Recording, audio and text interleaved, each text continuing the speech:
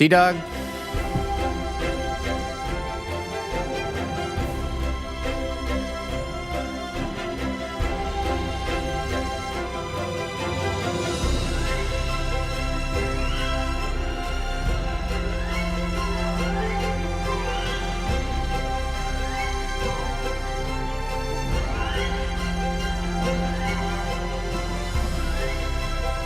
Hey, Jack.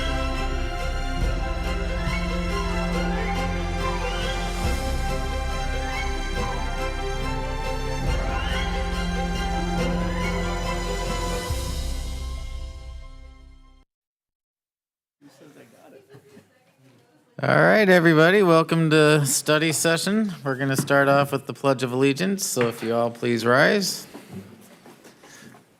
I'll kick us off. Ready, begin. I pledge allegiance to the flag of the United States of America and to the republic for which it stands, one nation, under God, indivisible, with liberty and justice for all. 2.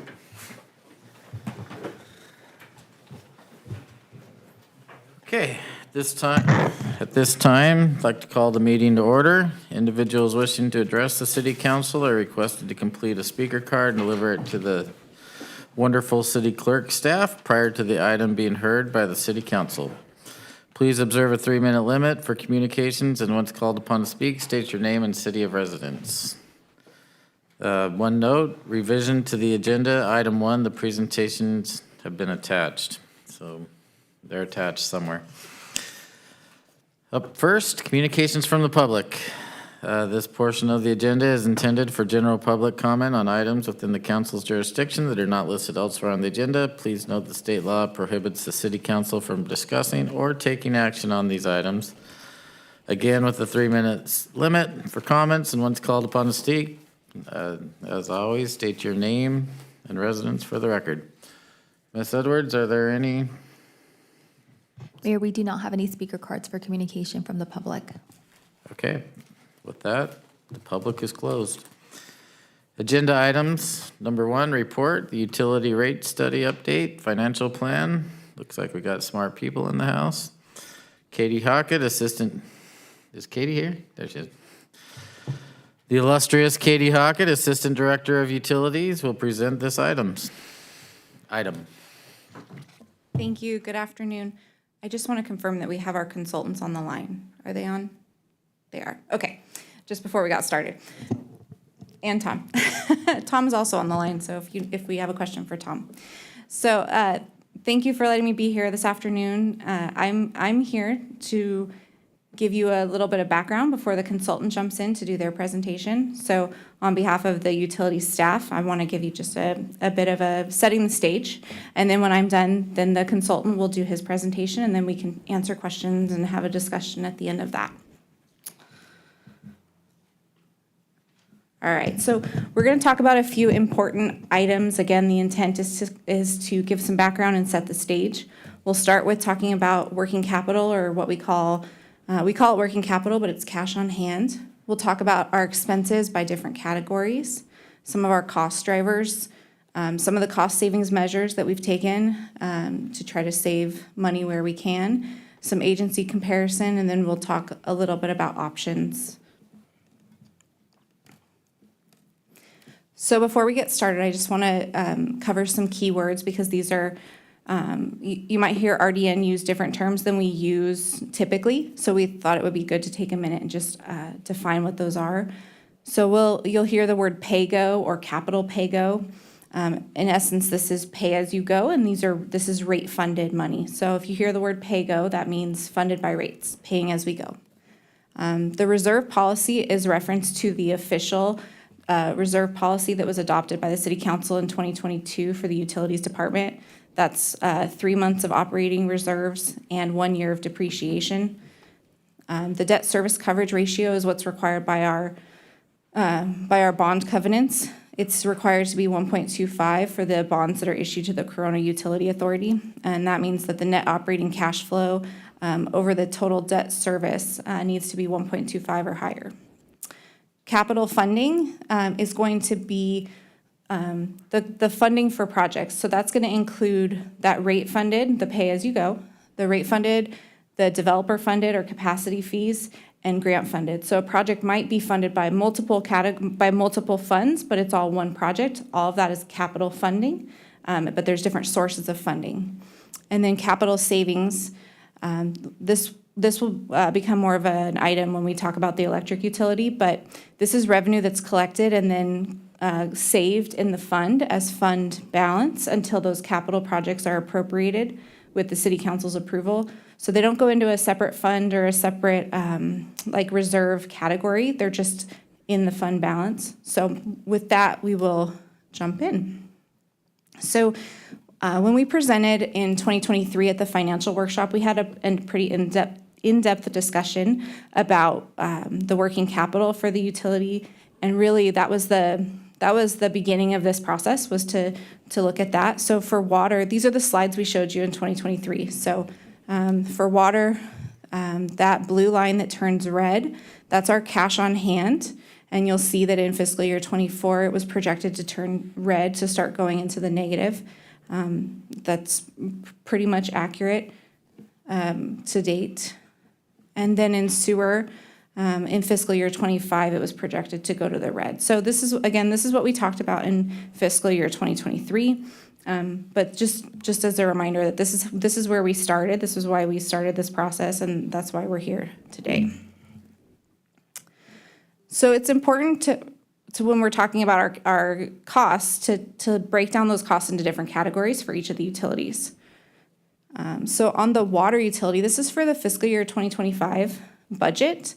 Water purchases, so this is our raw water that we purchase from Metropolitan through Western. That's 35% of our budget. It's almost $21 million. And then the next category beyond that, is our maintenance and operations. That's 18% at just about $10.5 million. So our maintenance and operations. Personnel is at about 16%. Internal services, so this is the water utilities' fair share of things like IT, things like HR, finance, et cetera, those internal service charges. The electric utility is about 10%, so the cost for us to move water around town, pump to higher elevations, treat the water, that's about 10%. Our chemicals are about 3%, or about 1.8 million. And then we have this other category that's, it's 3%, and it's kind of a catch-all for the things that are left. I will note that these are operations and maintenance costs only. These do not include capital costs. So this is just our capital costs for fiscal year 25. And again, those big pieces are water purchases, maintenance and operations, personnel, and from there. Katie? Yes. Can you go back one slide really quick? Can you go back to that? Do we ever have an opportunity to buy water from somebody else? We do not. Okay. Yeah. Oh, sorry, I guess I didn't go back as far as I thought. So this is our now I did. Yeah, the reclaimed water costs by category. So the reclaimed water fund is a much smaller fund, as you'll see from these costs. So in this fund, the maintenance and operations is about 42%, or $1 million. The electric utility is 30%. So we obviously have to pump. Most of our wastewater treatment plants are in low elevations, because that's how wastewater moves to the treatment plants. A lot of our users are in higher elevations, so we have to do a lot of pumping to get the water to where it needs to be. We have this catch-all other category that's 13%. It's like $330,000. It's like professional services, things like that. We have our internal services again, and then personnel is 7%. Looking at the sewer fund, the big categories here are personnel at 22, maintenance and operations at 22, that internal service charge at 20%. Our chemicals are 12% on the sewer utility, $4 million. We have we're members of the RCRA JPA, and we pay that as a line item each month for our fixed and variable costs to send our flow to RCRA. We're currently sending about 1.5 million gallons a day to RCRA. And that cost is about $3.6 million for this coming fiscal year. It's 11% of our budget. The electric utility here, again, we don't do as much pumping on the wastewater side. We do have some pumping, but most of that is done by gravity, so it's 5% for the electric utility. There's a lot of electric used within the facilities for blowers and things like that, but not as much conveyance. Biosolids hauling is 5% or 1.6 million, and then again, we have this other category. On the Greenfield Electric side of things, obviously the biggest percentage of our budget is power purchases. 77% of our budget is to buy that electricity that we feed to our customers. Beyond that, our internal service and franchise charge is 9%. Salaries are 4%. The electric utility has its fair share of customer care in the utility billing division, and that's 2%. Maintenance is 2%, and then again, this like other category, which is for our special counsel for the electric utility. We have some professional services. So now that we have an idea of how much each of those costs represents in our budget, we want to look at how those costs have been increasing over the last 5 years since fiscal year 2019. Before we do that, I want to talk about our wholesale water factors. So this is about the water that we buy from Western. We buy it from Metropolitan through Western. That's who we have to buy this water from. So this is mostly water. This is mostly raw water that we get from the Colorado River. We do have a small allocation of state water project water, which comes from Northern California. That's fully treated water that we can put into our system. It's the most expensive, so we try to buy the least of it. Just in this fiscal year, in fiscal year 2025, I don't know if you saw, but there were big conversations about Metropolitan's rate increases, and there was a robust discussion between the member agencies of Metropolitan about how to address those.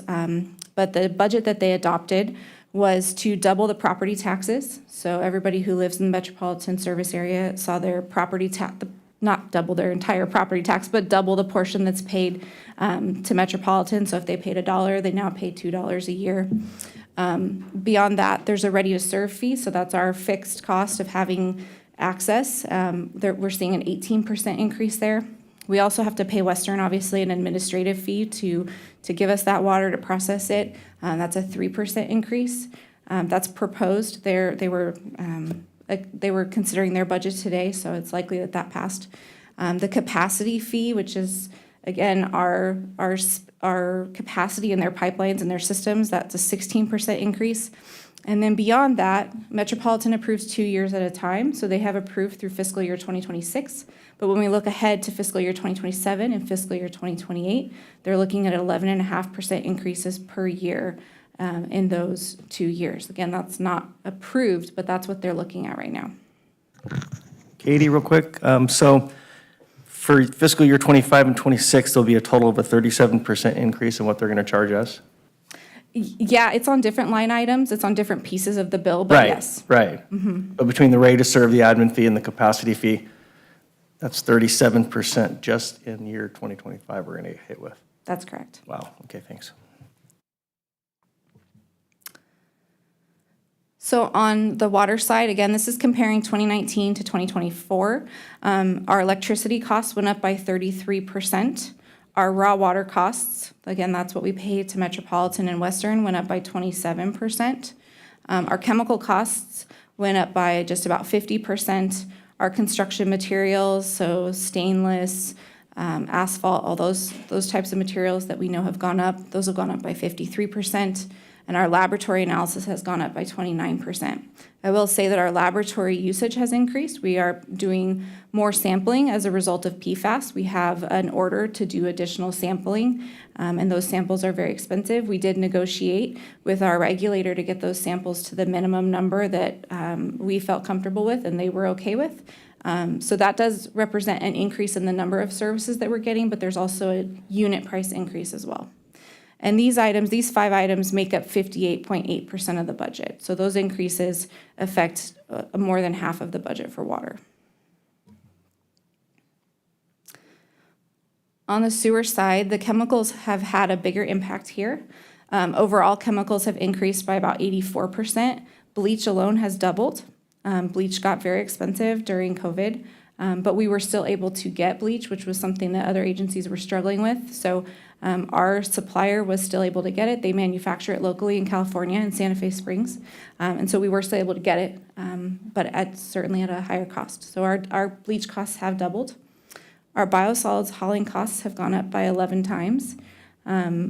Obviously, some of that is due to the dryer. We had the dryer explosion, so the biosolids that we're hauling off-site are wetter and therefore heavier, and we're having to haul more loads. In 2019, our total spend on biosolids hauling was about $114,000, and this year it's about 1.6 million. Where are we with the dryer status?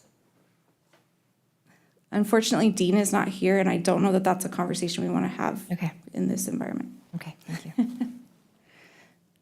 Our internal service charge has gone up by 19.5% for sewer. And then our RCRA costs have gone up by about 200%, but that does include additional conveyance capacity that we purchased. So when we bought into RCRA several years ago, more than several, we bought into the treatment plant, but we didn't buy into the conveyance system. So we could have them treat our wastewater, but we couldn't get it to them. So we did have to buy additional capacity several years ago, and so we now have these additional conveyance charges that we didn't have in 2019. So these items make up a total of 60.3% of the budget for sewer. On the electric utility side, obviously the rates for electricity have been pretty volatile over the last several years, but we're seeing an overall 9.2% increase in the market rate for electricity from 2019 to 2024. We obviously see some dips and some peaks here, but overall the prices are increasing. And as a reminder, that's 77% of the total budget for electricity. So I do want to. Can you explain that a little bit more with the 19% increase from Greenfield? That is any of that from the amount of power that we're purchasing from Edison? I'll let Erin answer that because Erin Kunkel is our electric utility manager, and she's the expert at that.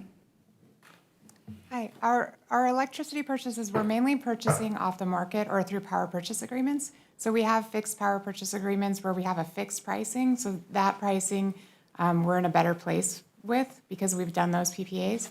On the Cal ISO market, this is showing you the Cal ISO market, which is where we're actually purchasing our power from. And it is very volatile. So we saw a huge increase, in the late 2022 during that big gas shortage. We saw big increases during that. And during very high heat periods, we'll see big increases. It's starting to stabilize a little better right now. So we're hoping it won't change much from here, but the market is very hard to predict. So basically, this would just need to be a pass-through. Yes. Okay, thank you. And these are the costs specifically for our electric customers. So our customers like in Dos Lagos and the crossings, these are the costs for us to provide energy to them. Got it, thank you. All right, so I do want to take a minute to highlight the fact that our staff has really taken a lot. They take a lot of pride in the utility, but they also do treat it as if it's their own, and they take whatever measures they can to reduce costs where they can. So this is really just a snapshot. This is certainly not an exhaustive list, just a snapshot. But we have started processing our mailed payments in-house. So if a customer sends in their check and they mail it off to a PO box, our customer staff is processing those payments now. It was being done by a third party. That was $12,000 a year. So we brought that back in to provide better customer service and also to save that money each year. We are installing surge buster valves at our wells and booster stations. This eliminates the clay valve maintenance. So the clay valves and the surge buster valves are roughly the same installation cost, but clay valves have a required every 3-year maintenance, and the maintenance is a minimum of $7,000 each time. We have about 200 clay valves in the system. So the surge buster valves don't require that ongoing maintenance. So as these clay valves are failing, and even preventatively, we're going out and replacing them with these surge buster valves to eliminate our ongoing future maintenance costs. We're installing tank mixers. We're about halfway done. These are in our water storage tanks. This is to reduce stratification. So as the water sits in the tank, it doesn't sit there for very long, but as it sits there, it stratifies. And then that can lead to different water quality levels in that tank. And So we put in tank mixers to keep that water flowing, and this reduces our chlorine consumption and improves our water quality. And to tack onto that, we are optimizing our chemical dosage at all of our facilities to make sure that we're improving efficiency. We also do our best to take bulk loads, so we try not to take small loads because those are at a much higher cost per unit. So we do our best, even if we have to do a split load, so we might have somebody deliver at Plant 1 for wastewater, and then they might deliver at Lester for water. And so we might have to pay a small split delivery charge, but that's much cheaper than paying the really high per unit cost.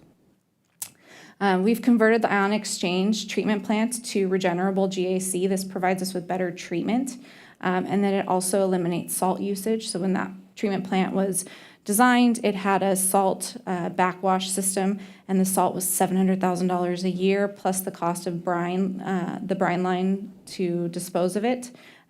So we pretty much immediately got rid of that because that operationally it didn't make sense for us to spend that much on that process. We have put in a regenerable GAC, and that's to treat PFAS and TCP 123. Once it's saturated, it can be sent off-site, it's regenerated. We lose some of it in the regeneration process because it's burning it at a really high temperature, but most of it can come back and be reinstalled. And so that saves us a lot of money over time. The city of Corona is the first in the state of California to have a permit that approves regenerable GAC. So we also are exploring the elimination of ortho and polyphosphate usage at the desalter. So originally that was installed to help keep minerals from precipitating out into the pumps. And we don't need that anymore because our operational strategy at the desalter has changed. And so the staff, this actually came about because the cost of orthopolyphosphate from our vendor this year came in at double. And the staff said, we don't like that number. They wouldn't negotiate with us, and they said, well, then forget it. We're going to figure out a way to operate this treatment plant without that chemical. And so they're in the process right now of doing a test to see how it works and if we're good. And if that's the case, then we'll pull all that stuff out and we won't have to buy that specific chemical anymore. We rehabilitated the backwash tank at the SDO treatment plant. It was scheduled to be replaced. The cost of a new tank was about $3 million, but we went in and we had a contractor rehabilitate it. They epoxy coated the inside. We extended the life by a minimum of 20 years. AFTAB would tell you that it's much more than that that's a very conservative estimate. He's really proud of this project. We have, like Aaron mentioned, we have executed long-term power purchase agreements for wind and solar so that we can save on renewables and also lock in those ongoing rates so we are not subject to those fluctuations. Last year, we refunded the Corona Utility Authority water revenue bonds, and we saved $1.7 million in interest over the 10 years. We recently bid labor compliance for one of our grant-funded projects, and we saved $129,000. We could have used the on-call contract that we had, but staff said that they wanted to go out and get a bid and see if we could get a better price, and it came in significantly less. We've aggressively negotiated pricing increases with our vendors. For example, we recently negotiated with Hawk. Hawk provides all of our analyzers so that for all the treatment plants, that provides the ongoing data back to the system, back to the operator, so they know how the plant is running. So we buy equipment from them, but they also come out annually and do calibrations for us. The pricing that they submitted this year was a 30% increase, locked in for 3 years, and we were able to negotiate them down to a 4% increase. We installed a biosolids truck scale at Plant 1 to maximize our biosolids loading and reduce minimum tonnage charges. We are continuing to work on a long-term solution for biosolids hauling. We cross-rip the percolation ponds using rented equipment. So we have percolation ponds over at the Corp Yard, and we were using a contractor to come in and rip those ponds for us at a high cost. Now we rent that equipment for a month, and our staff does it. It gives them an opportunity to cross-train at a much lower cost. It also improves our percolation back into the groundwater basin so we can keep that resource local and not send it down to Orange County. We sourced free used membranes for Plant 3. So Plant 3 is a membrane bioreactor treatment plant. The membranes that were in there were they were at the end of their useful life, and we had not planned to replace them. But then it became necessary for us to replace them because that plant is still operational. And we were able to get free used membranes from this Henderson, Nevada. So just a really quick, Katie, yes. before you move on, so those are 2 pages of great examples of cost-saving measures, and there are some efficiency gains that you guys have in there. Will you be able to put a dollar amount on them? Some of them you were, and some of them that were already there, but some of them you don't. And I'm assuming it's because you're still gathering information. But one of the things, I think all of us here appreciate any cost-saving measures that you guys are doing, but I'd love to know the number. And we can work on putting that together. And some of them we probably can, and on some of them it's harder. But we can get an estimate for sure. We can work on that. Appreciate it, thank you. So we do want to talk quickly about other agencies. As part of the rate study, RDN is going to do a comparison to other agencies. So I'm not going to get into an exhaustive list, but this is a list of agencies that are in similar positions to us where they're getting water from Metropolitan. They're also affected by PFAS, so they have increased treatment costs. So the city of Riverside is almost entirely groundwater, and they have a 6.8% increase in their water rate. Yorba Linda Water District is just next door, and they're seeing a 9% increase in fixed charges and a 19% increase in their commodity charge, or the per unit cost.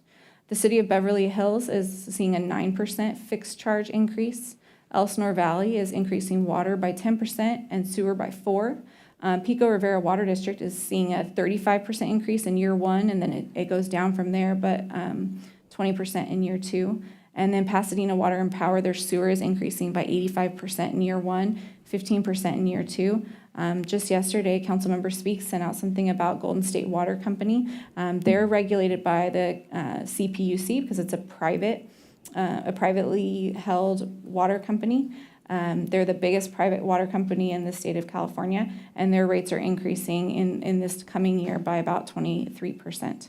And as a customer of the Golden State Water Company, I can tell you that they're not really interested in our opinion about that. Katie, really quick before you move on, can you just clarify the times when you don't mention additional, repeated, so is that 6.8% at Riverside, that's next year? And then there's, I'm just trying to figure out, is it an extrapolation? Is it 6% over 5 years? Is it 9% over this many years? Is it 9% year 1, 9% year 2? The ones where there's just one charge, it's in each year for several years. The number of years may change. It might be 3 or it might be 5. In addition, a lot of these agencies have pass-through costs that they get from other agencies, so they might not service their own sewer, and so they have to pass on that cost that they get from the sewer provider as well. Okay, I just wanted to apples and apples there. Thanks. Yeah. I have a question. Yeah. I just don't think inflation's the biggest driver for these costs. What's the real reason? The costs from Metropolitan, and again, they had a lot of discussion about that, is that their water sales are way down. And so the revenue that they expected to get from water sales is significantly less than what they did get. They are also seeing increases in their operations and maintenance expenses, just not including even any capital improvement projects. All their capital improvement projects are operations and maintenance. They do have a pure water project on it planned, but it's not in their funding at this point. So that it's really just operations and maintenance. But the biggest driver is that the consumption from Metropolitan has gone down significantly. And on the electric utility side, a lot of the increase in cost there is due to regulatory requirements for them to harden the lines and for renewables. And we also have the issue of a big increase in solar.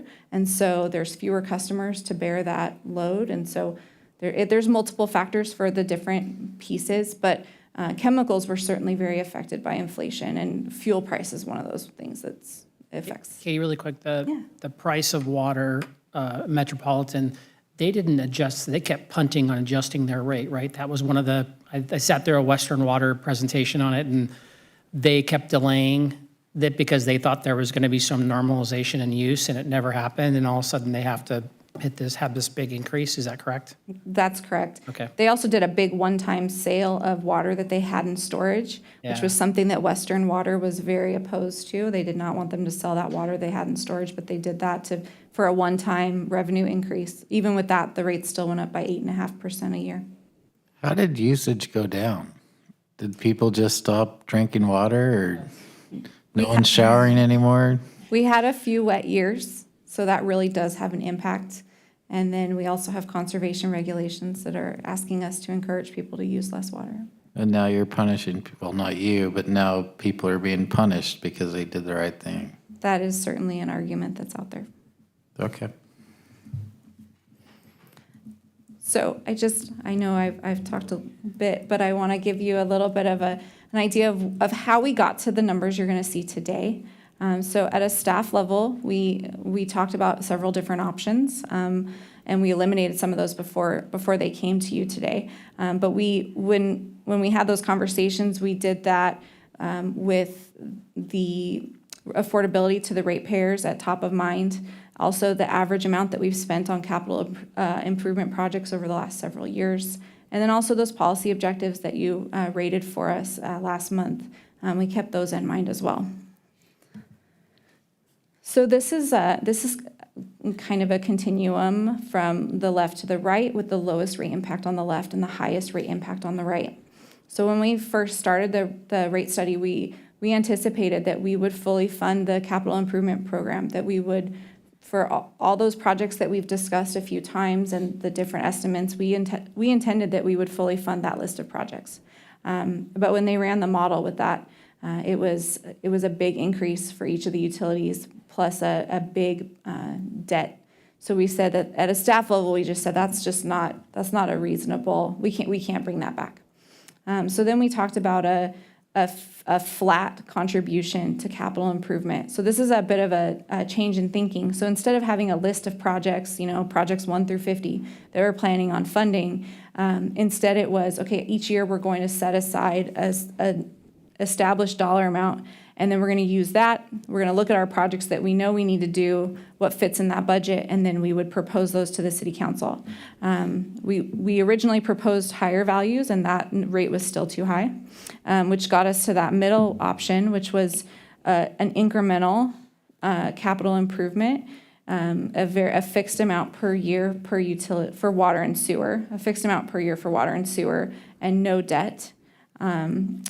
Option 2 that RDN is going to talk about is doing that incremental capital improvement. Again, it's just setting aside money each year for capital improvement. It does not fund a list of projects.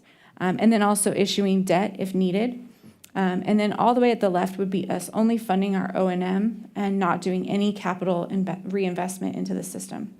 And so the option that at a staff level made the most sense to us is option 2. And RDN's going to get into this a little bit more in their presentation, kind of go through, again, these first 3 options on the left. The 2 options on the right just were not, it wasn't worth bringing those to you because they were just too high.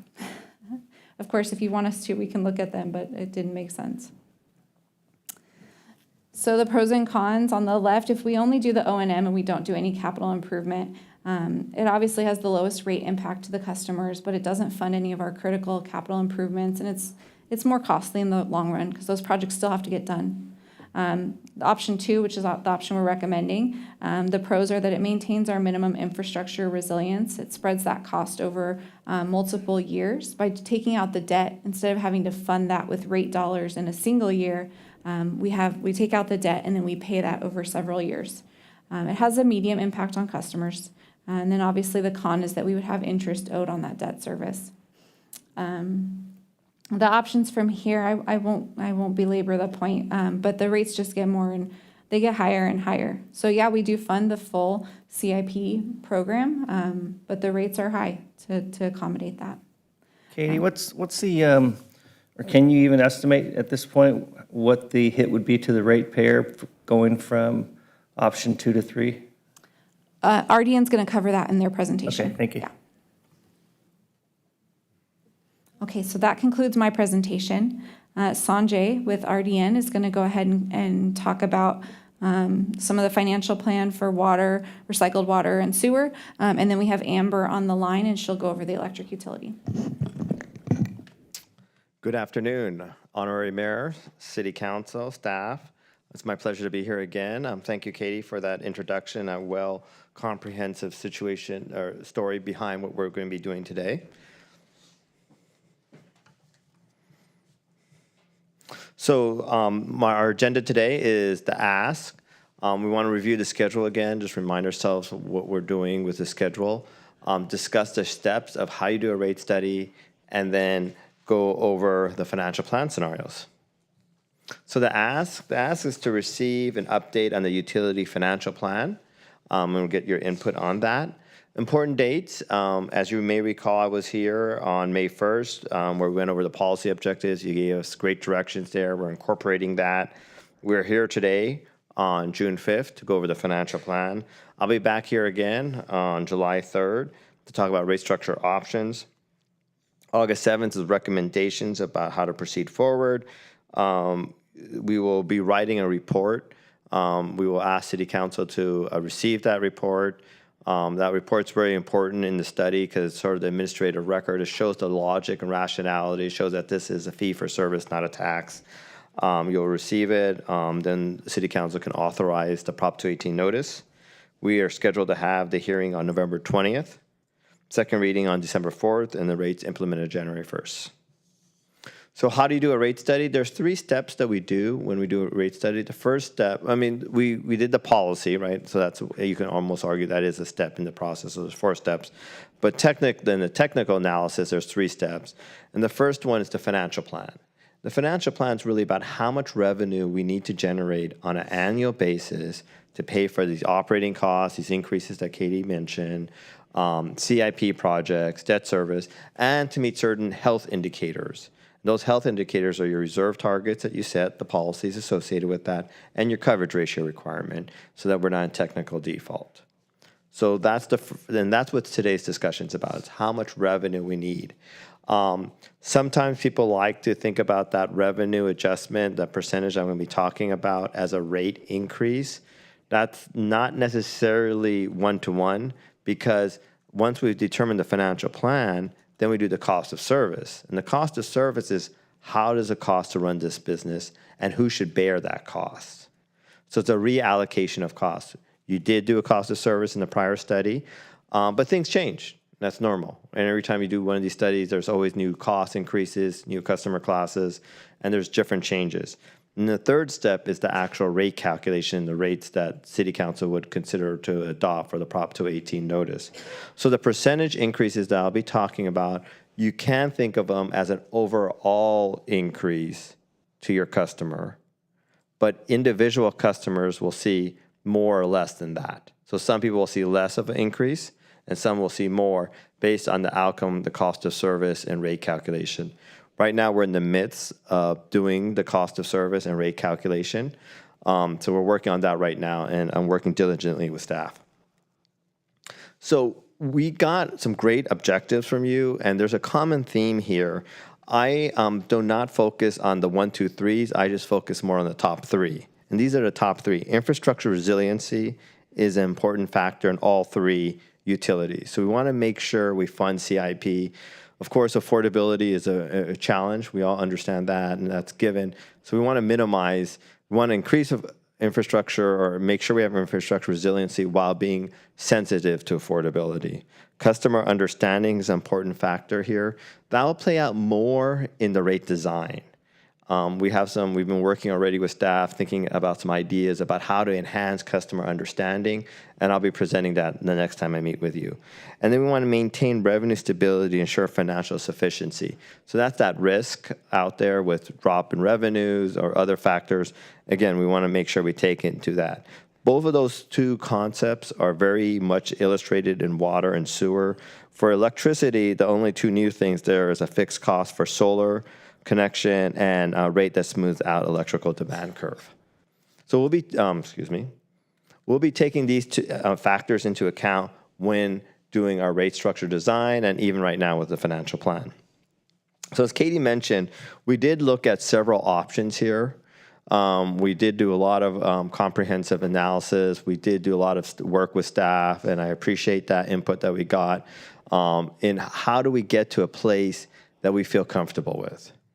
How do we make sure it's a balancing act, right? I'm not sure if you read the news about the city of Atlanta recently. They had a significant main break, and they have basically no water in the center of the town. Hospitals had to close and move staff had to move patients, to other parts. We've seen this played out in LADWP during the drought that occurred too. So these are things, unfortunately, are going to happen more because we are in this, what we call the era of replacement. Infrastructure is getting old. These are assets that are 50, 70 years old. We've done our best trying to minimize costs by using those assets to the end of its life. And now we're at this liability.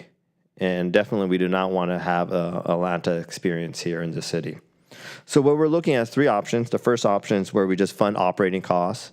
And that's a good indicator because that helps us understand, well, how much of this increase that I'm talking about is just from operation, from the inflationary increase that Katie's mentioned, the increase from water supply and chemical costs. The second now is the one we're recommending is where we fund the CIP projects through debt issuance. There's pros and cons with debt issuance. Of course, issuing debt smooths out rate increases. That's great, but there is a cost in the long term. So it's a balancing act about what is the right amount of debt to issue. And the third is not issuing debt and funding everything by cash, which has a significant increase because we're basically increasing the CIP or the capital improvement significantly, and we have to generate the revenue in order to pay for that. Reserves are an important factor when looking at these enterprises. One of the challenges with these enterprises is the capital-intensive nature of these enterprises. As I mentioned, these are the most capital-intensive products that we have. We really pay for the ability to use this. Most people don't think about it. Most people think water is a commodity. It's free. It comes from, the sky or from God. But really, there's a cost here. And that cost is making sure it comes to our house, it's safe, it meets EPA standards, which are very high. We should be happy about having that standard there because it makes sure it's safe, but it's also 24/7 and pressurized. And the same thing with reclaim and sewer. So there's all this infrastructure that we need to make sure that are very significant, and we need to make sure we have the cash on hand in case something goes wrong. So let's go into the financial plan. We're going to talk about water first. And there's a series of charts and graphs that we've developed. These are in Excel, non-proprietary. Staff has a copy of these models, and staff can use them in the future. And we're going to be looking at this capital improvement, CIP, the operating position, the ending balance, and coverage ratio. So first, CIP. As I mentioned, we are riding a car that's 70 years old. This car, the tires, there's no more tread. The brakes are very soft. It's leaking a bit of oil. It still runs, but we all know that we're at its critical moment. And so that's, and I know I'm sounding doomsday, Yeah, can I stop you for a second? Yes, please. I please don't do that. Okay. I get the hyperbole and I get that you're framing a picture for us, but I would be very upset if our staff was running a 70-year-old car with bald tires and leaking everything. So like I said, I don't think you need to make the case like that. It's disingenuous. No offense. Okay.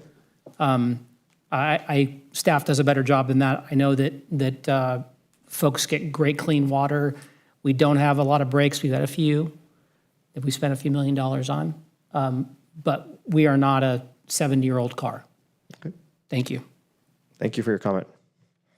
So the average CIP to 2029 is $15.8 million that we're anticipating to spend. We also have some capital growth-related funds and grant funded. We're hoping to receive more grant funds in the future, but we don't know if we're going to get them. If we get them, then we can do a lower increase in the future. But right now, we can't anticipate that. Given that, this is the situation we're in. The bars are our operating position. The red line is our revenue. As you can see, the red line is barely covering operating costs. We're not meeting CIP needs in 2024. And in the out years, we're barely meeting operating costs and not even debt service. And because of that story, the ending balance gets very negative very quickly. And by 2027, we have a negative fund balance. Coverage ratio doesn't look that good either. We would be in technical default in 2025, which will have a poor credit rating on the agency and potentially on the city. So in order to deal with this challenge, just from an operating position, we would need to do a 7% increase, then a 5, then a 4. That just covers operating costs, and that's all that increase that Katie mentioned. Now, to fund the CIP project, we would need to do a 9% each year. That includes a $50 million debt issuance in 2025. Now, we know that in 2025, we'll have a better understanding of how much we can really spend and what that debt size should be. But this is a planning document. This is our best estimate as of right now. Without that debt issuance, we would have to do a 13.5% increase each year.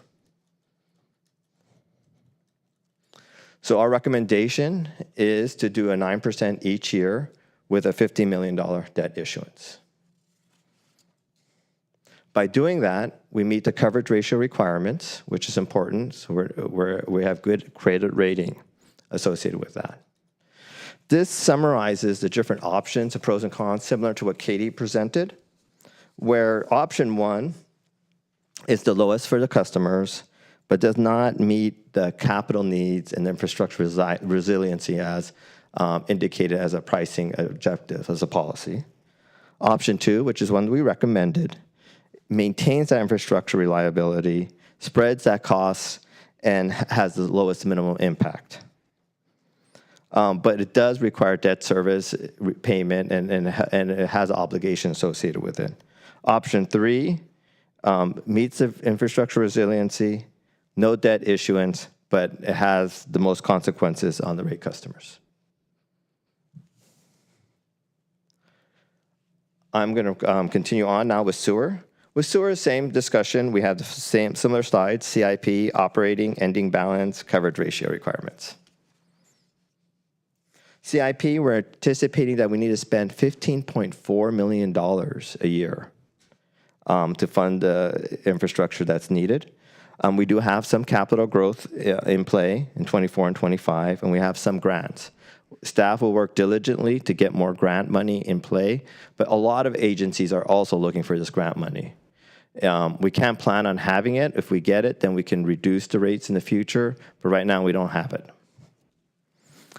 The situation in sewer is even more a bit dire, unfortunately, in that we are we're not meeting the operating costs in 2024 for O&M and debt service. And then, as you can see, that red line, it goes all the way through the operating position. And because of that, we're eating into reserves faster, and by 2026, we have an negative ending fund balance. Coverage ratio is even more significant, severe here, and we would be in technical default because we're not meeting that covenants. So in order to solve this problem, in the first year, we would need to do a 4% increase to 5%, then 4%, then 3% each year, just to meet operating position. Given the situation that we have with the capital needs associated with sewer, we would need to do a 10% increase each year, a $45 million debt issuance in 2026. Again, in 2026, we would evaluate what is the appropriate amount of that debt, how much can we spend over the 3 years of CIP, and fine-tune that number. If we did not issue debt, then it would be 16.5% each year. So our proposal is to do 10% of $45 million. By doing that $45 million, we are doing a debt issuance for over 3 years. So there's bond proceeds in 2028. We draw down on that proceeds, and we finish the proceeds in 2026, excuse me, is when we would get the proceeds, and in 2028, we would utilize them all. Coverage ratio looks really good here. In that we're meeting the covenants associated with that debt issuance, new debt issuance, and we're maintaining our credit rating. With sewer, similar as Katie mentioned, we have 3 different options, pros and cons. Option 1 is just meeting the operating position. It doesn't meet the financial resiliency. objective as you stated. Option 2 meets that financial resiliency. It, as best as we can, minimizes customer impacts by issuing that debt, but it does have a requirement of the debt issuance and an obligation associated with coverage ratio. Option 3 is meets the financial resiliency plan, but has the highest impact to your customers.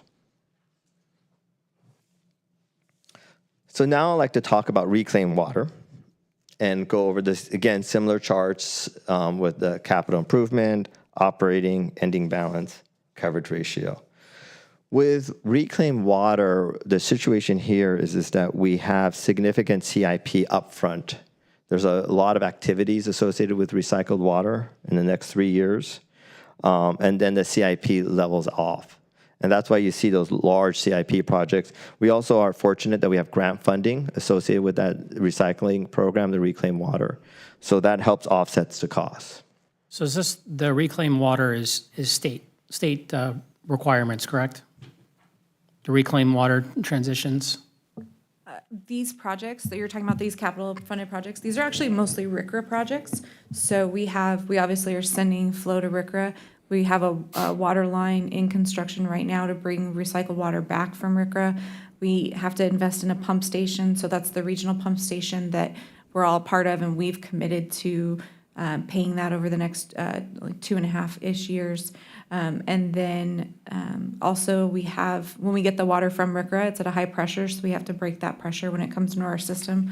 So we have to build a flow control station to break that pressure to bring the water into Corona. Okay, I just want to make sure that wasn't this wasn't something separate than that. No, these aren't recycled water conversions, like converting customers. This is larger infrastructure Okay, pieces. thank you. Katie, really quick,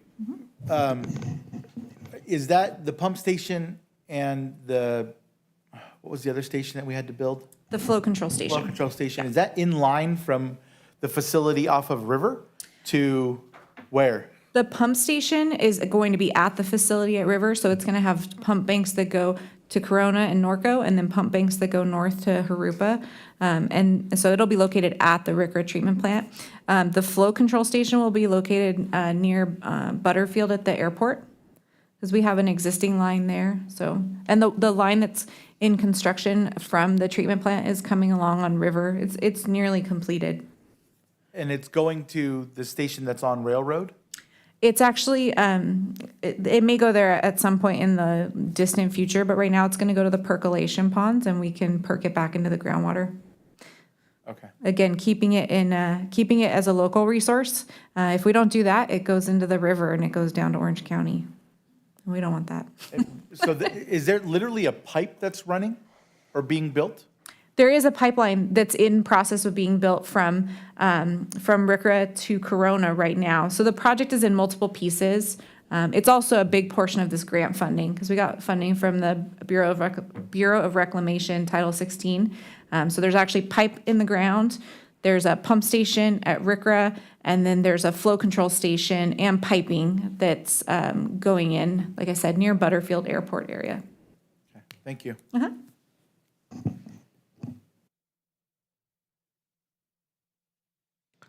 So what's the operating situation with this? With no change, as you can see, the red line here, so we're meeting the operating position for recycling, but we're not funding the CIP. We have significant CIP in the first 3 years, and that has a significant challenge with the ending balance. Coverage ratio here looks good with reclaim, and we're doing fine there. It's really about this first 3 years of CIP and how to deal with that. Our recommendation is to have a loan, internal loan, to fund that. That would be $13 million, excuse me, 25, $8 million, $5 million, and 26, and a 4% increase each year. By doing that, we meet the operating position in 2029. As you can see, the fund balance does go low in 2026. We feel that the other enterprises can help out cash flow-wise in those years as we transition with this large CIP project, and then we get to a steady state. So we don't need to do such a significant increase for that. And then we meet the coverage ratio requirement. That ends my section of the presentation. Now I'm going to turn it over to Amber. And I think Amber might need me to do the slide, so maybe she'll tell me that. Yeah, that'd be great. Sanjay, can you hear me okay? You're good to go. Okay, thank you. Okay, so I'll talk to the electrical financial plan. So similar slides that Sanjay just presented for the other utilities. So let's go ahead and go to the first one. The next slide, please. Okay, so we've sort of been talking a lot about capital funding.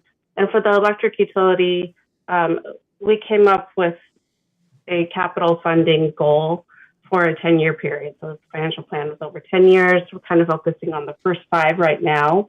But over 10 years, some of the equipment and plant for the electrical utility will be nearing its end of life. And so we wanted to plan for that. And so what we did is we came up with a targeted savings number. So over 10 years, we're targeting to save about $16 million. And that is based on these different replacement items down in this bullet. So circuit breakers, switches, and transformers, things like that we're expecting may need to be replaced by year 10, maybe some before, maybe some after, just depending on how things go.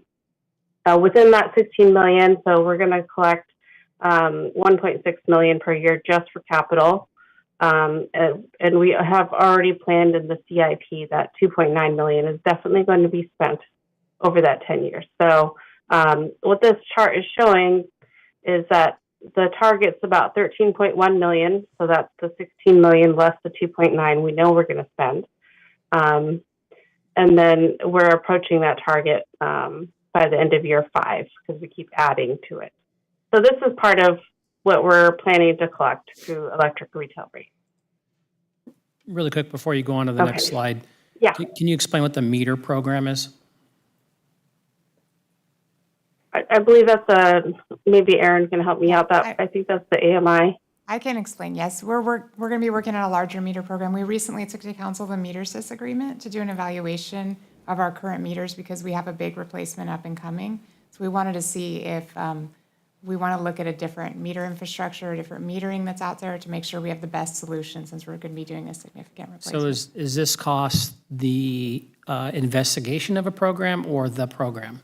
Both. So it's all in one. So we're starting on the investigation right now. And once we know more about how we're going to handle the meter program, we'll be able to determine our entire costs. We came up with a cost of what we anticipate it would cost to replace the meters, but we will know more in the future after we get through the analysis. Okay. But it does include both of what we can estimate at this point in time. And by the way, I meant to send an email to the city manager and to Tom Moody. Did we have an outage last week? A very short We one? had a very short one. Yes.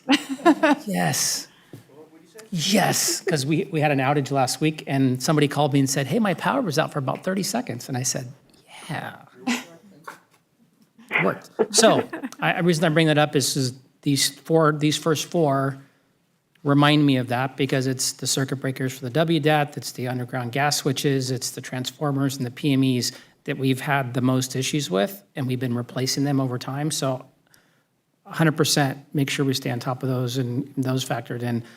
Meter program, I'd like to hear a little bit more about. And I know that's not for today, but I'm curious about how much of that increase is focused on that. It's not much of that. Okay, because we don't have a lot of meters, These other right? replacements are definitely much higher cost than what we're looking at. The meter, we have 1,800 customers, so Yeah. there's not that much in meter costs. But also the underground lines are going to be a big part of it. We're planning to just fund the 10% at this point, but at some point, those lines are all going to either have to be refurbished or replaced. Yeah, they're 20 years old. Yes, so we're working on saving towards that. Okay. One quick question. I want to make sure that I understand this correct. Oh, One thing. Sorry. And then what do we have in reserves right now? 15 million? That's not what is in the reserves right now. I think Amber has that on Okay. a future slide, yeah. Thank you. Sorry. Yeah. Go ahead. I just want to make sure that I understand this. Okay. This plan is to collect $1.6 million a year over the next 10 years, of which we're planning on spending 2.9 million. Is that correct? Do you understand that? Yes, that's correct. Okay. The rest is going towards the saving of what we anticipate we'll need when we get to that year 10. Some of these things we won't even be doing until we get to that year 10 or maybe a little past it. We're hoping our lines will last as long as possible, but we're gonna be replacing things when we feel that they get to that point. But this is us projecting for the future, so we're not having to have a big rate increase in the future. This is gonna help us save. Gotcha. Thank you. Yeah, and to put into perspective, your recent capital project spending has been about 1 to 2 million, so this isn't too far off of that. Okay, let's go to the next slide. Okay, so here's the operating position if we keep the rates the same. So not as dire as the other utilities, but we do have trouble if we don't raise rates for funding capital. We do have a little bump in revenue expected in 25 and 26. You can see that red line bump up. That's not because we're changing rates. That's because we're anticipating some new customers coming online, some EV chargers and multifamily homes, things like that have been built into our forecast. Next slide. The debt service coverage ratio, this is just the POB debt. So not a huge impact here. As long as we address some of the other items, this will correct itself. The electric utility doesn't really have any other debt other than the POB. So let's go to the next slide. Here's your cash balance. So in the electric utility, we have different funds, and these are depicted in the different colors on this chart. So the unrestricted working capital is up, the dark blue. We're sort of proposing you have an operating reserve policy. The operating reserve is not currently funded fully today, but since there's a lot of unrestricted working capital, we thought let's put that into the operating reserve, fully fund it for 25, and then slowly build that up over time again to mitigate future rate impacts. And then the greenhouse gas reserve fund. So you may recall that the electric utility is gets some revenue for selling greenhouse gas allowances, and that revenue can be used for specific projects. And then the other fund in the orange, the public benefits charge. So this is the 2.85% of retail revenue. And this goes, again, to fund very specific projects related to things like energy efficiency or low-income programs. So those are restricted balances, and they're shown here in the total. Okay, let's go to the next slide. Okay, so here's the proposed revenue adjustment. If we just do a steady 4% per year, we can cover the capital needs that we're anticipating and fully recover all of our costs. Next slide. So with the 4% rate increase annually, the debt service coverage ratio doesn't dip below the minimum anymore. And on the next slide, we'll look at the balances and what that does. So these are the same funds, except I've added in the light blue color, and this is that capital savings balance. We've separated it out as technically unrestricted, but this is where when we collect the 1.6 million, we're going to definitely spend some of that on capital every year, but then the remainder goes into the savings account for those PMEs and switches and such. You can see that building up over time. So really quick before you go off this slide, and thank you for the colors because I can actually tell what they are. It's great. The orange and the yellow, I'm guessing, are goldenrod. That's a guess. Those are reserves, correct? Yeah, that's another point too. I forgot to mention the greenhouse gas reserve. You can see that yellow color kind of goes away over time. And we do expect that revenue source may be gone by 2030. Can you So we're explain? using up the balance initially. Yeah. Can you explain what that is? The greenhouse gas reserve is the revenue you get from selling your carbon allowances.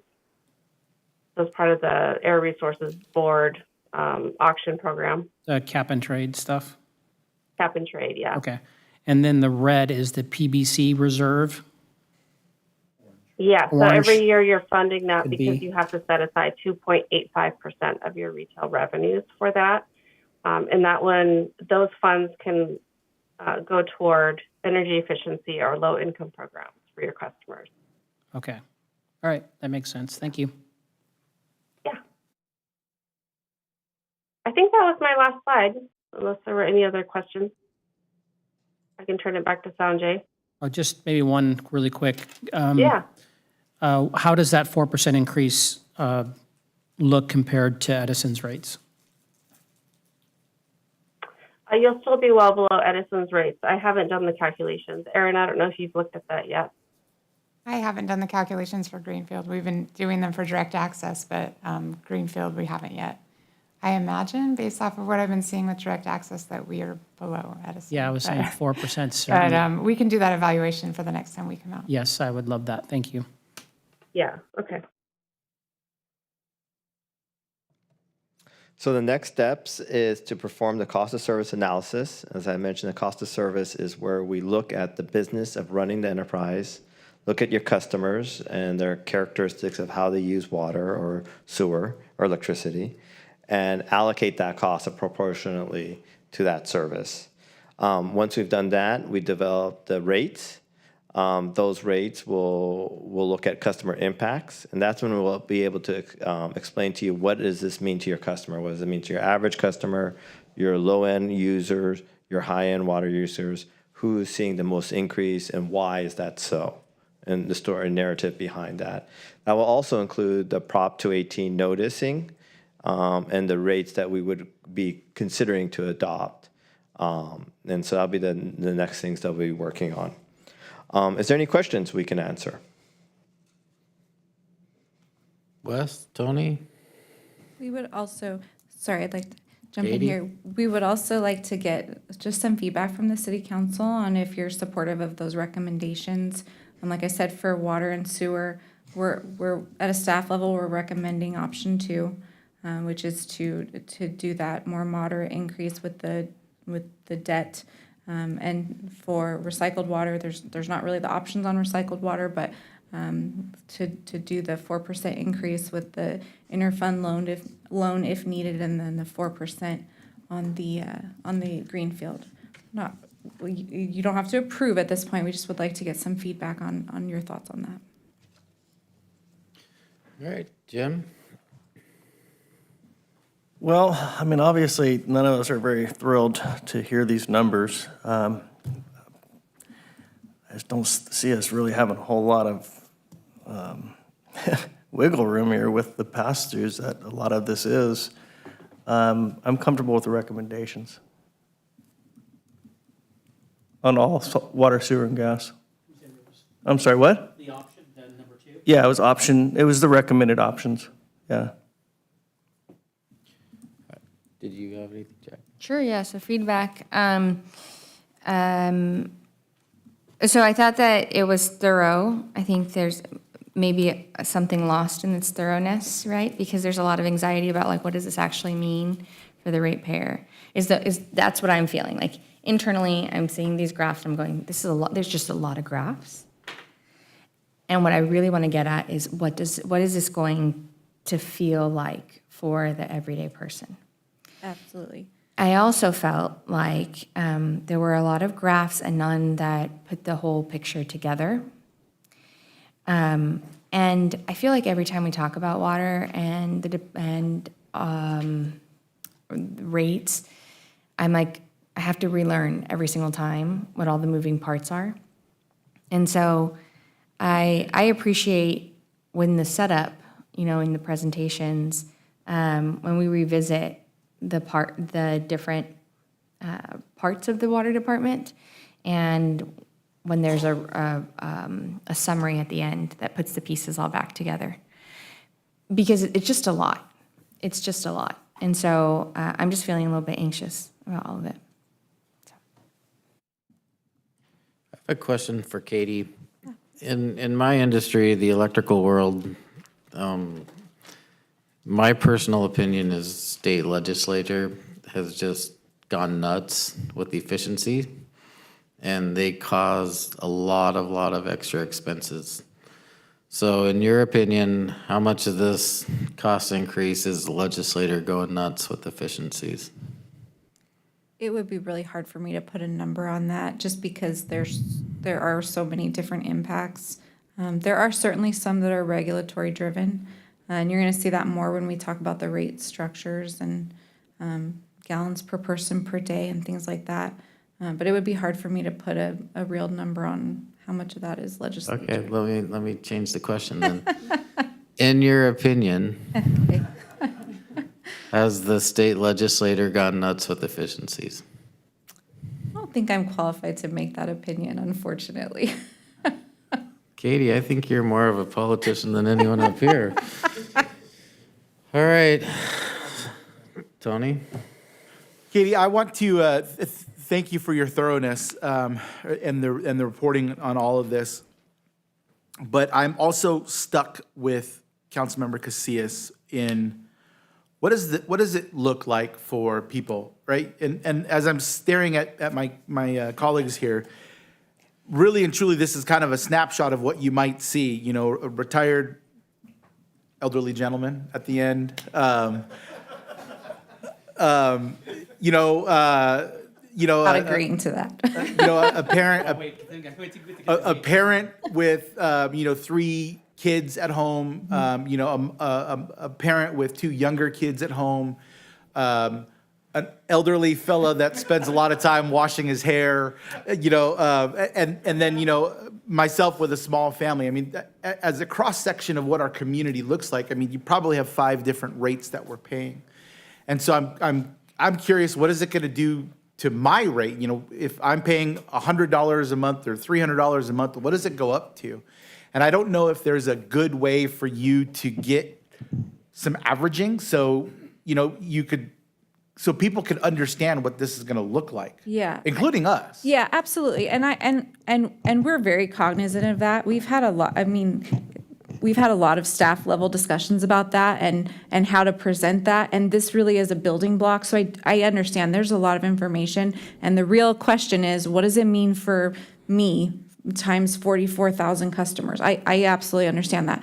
That's the purpose of the next meeting, is to say, okay, we need to make up this percentage of revenue. Where does that happen? And we are mindful of all those different factors of the different diversity of the community that we have here, the residential, the commercial, and that will be at the next meeting. July 3rd, we'll talk about that. So the second part of my, I'm sorry. No. The second part of my question is this. On the electrical presentation that you just gave, you're asking to save a certain percentage per year over the next 10 years, knowing that you're going to spend a little bit of that money and the rest of it is going to go to end of life for those projects that need to be done, which seems like a very good plan, right? We're saving a little now for what we know is going to happen in 10 years. And I'm not laying blame on anything, but I genuinely don't understand how we're in a situation on the water end where we're approaching end of life for some of these infrastructure facilities, and it doesn't seem like we have the money for it, but we should have been saving all along. And I know that we have on some point, but you're asking for, what is it, $108 million in debt service for capital improvement projects to replace stuff that is going to be end of life for emergency, et cetera, et cetera. And I don't understand how we got there. Again, I'm not laying blame. I just want to understand how 20 years ago, 30 years ago, we knew end of life on some of this infrastructure was going to be, I'm just going to make up a date, 2040. I don't understand how we haven't been saving all along, or has there been so many unforeseen things that it ate up all of those savings? And I know that that's a big question, but I would kind of like some of that history to understand how we got here, because we have to make a very difficult decision. It's going to impact people. But I want to understand more importantly what's important to me, and I'm sure what's important to all my colleagues, is how do we prevent this in the future? So 40, 50, 60, 70 years down the line, when the repairs that are being made in these proposals are at their end of life, how do we set it up for the future so that the next council or 15 councils from now on, when we're all dead and gone, have to make additional decisions? Mayor, could I chime in on an answer for that one? So, Councilmember Daddario, excellent question. There has been decades and decades and decades of underinvestment in infrastructure across the United States. This is a chronic problem for cities everywhere. Not just cities, but state level government, for federal government. That's why our freeway systems are challenged. A few years ago, I did a presentation on this, and I think the American Society of Civil Engineers gave the U.S. Infrastructure like a D+ or something like that on how well they'd maintain things. And that is decades of decisions that all culminate in where we are today. If I had to venture a guess, it's because it's never popular to raise rates and pay for things or save money for things that you won't see for decades. It just isn't, it's not popular to do, and it's difficult to do. And so those are policy-driven decisions that result in where we are today. So that's many years of underinvestment. And dealing with crises of the day where there was a more flashy or difficult decision that faced a city council and they chose to deal with that rather than put millions of dollars aside for a water line that will be breaking down in 30 or 40 years from now. So it was expediency, it was dealing with the needs of the day. As far as how we don't get into this problem in the future, that is why we are working on an asset management plan for the entire city, and that is growing across the country as being something that needs to happen, where we take a look at what's the condition of our assets today, where are they at in their life cycle, when will they need to be replaced, and how much money is it going to cost, and then adopting policies to support that. I'll tell you right now, before we finish the plan, and we're working on it right now, it's going to be a staggering number for any city that I've seen that really takes a look at that. But we are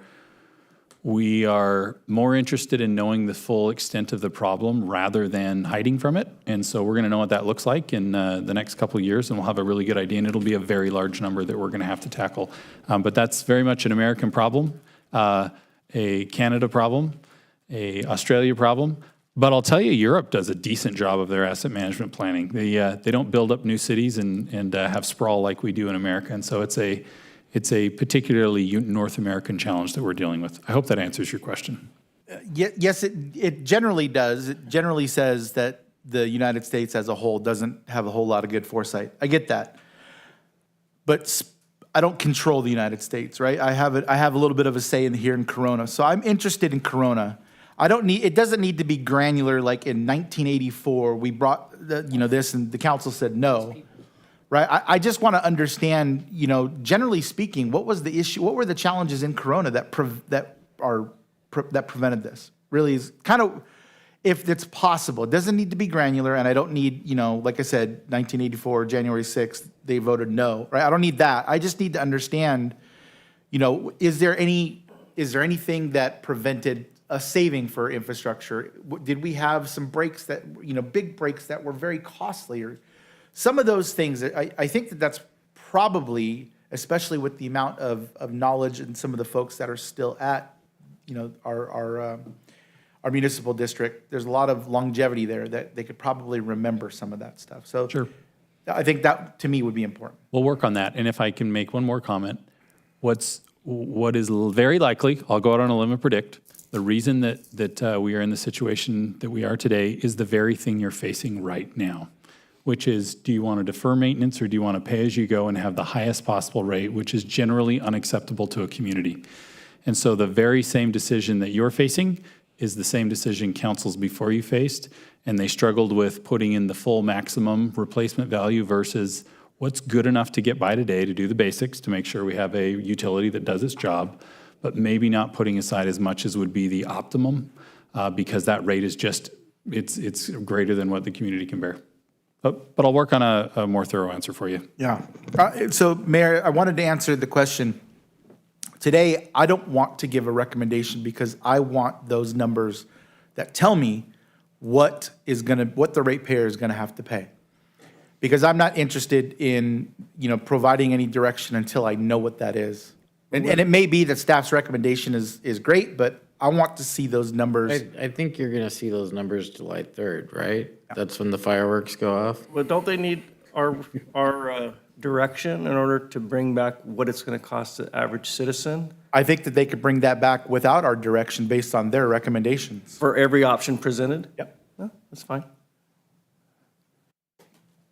Can How we about do we make that it- for all options? How we make it like maybe the ones that you've selected, the 3 instead of all 7? Well, I think that option number 2 that they've recommended, we could figure out that up from there is just worse. Sure, we can bring back and the 2? recommended option. We can show you, or and if you want 2, that's fine too. If you're kind of thinking like between 2 and 3 is kind of where you're at. Running all of those numbers for every potential option could be very time consuming.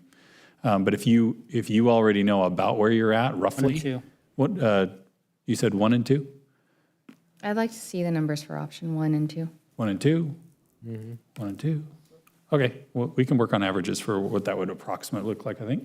Fair? Okay, thank you. I think my only addition, I agree with my colleagues that I'd like to know what they are. I mean, in my head, I'm doing the math based on my last, water bill, and fractions thereof. I'm curious about what those are and what those numbers really will be. And then frankly, if there's the big ticket items on our list that we talked about the last time, what happens if we stretch the AMI meters out? What happens if, because those are numbers that drive the big number, especially for the water. So the AMI project was already approved. So any projects that are already approved and funded are not part of the plan going forward. So we'd have to, if you'd wanted to defund that would be a different conversation. But we started from a place of these are all the projects that we've already funded, and then this is the going ahead portion. Okay. She's a politician, Wes. No, she knows her stuff. She's really good. Okay, I guess I'll go back and look at that list that was provided. I could have swore there was an AMI line, but it may have been in one column or the other, so.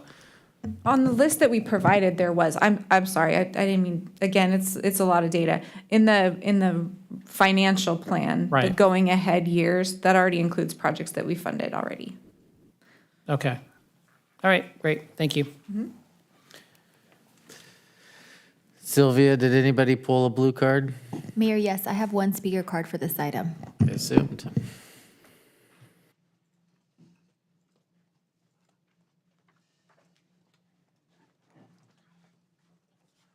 It's interesting to hear the discussion of rate versus a tax. If you decide that you want to do something and you take more than what's absolutely necessary, then it is a tax.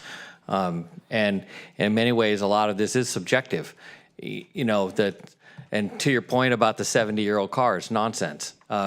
Because I regularly drive a 50-something-year-old car, and you replace things along the way, and there's hardly any 50 and 70-year-old cars that are running around.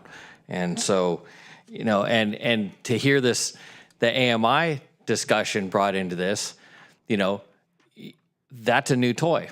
And to hear that, well, we're behind on maintenance, but you bought a new toy, so that maybe that 20 million should be spent on fixing up the things that are so subjectively, urgently necessary.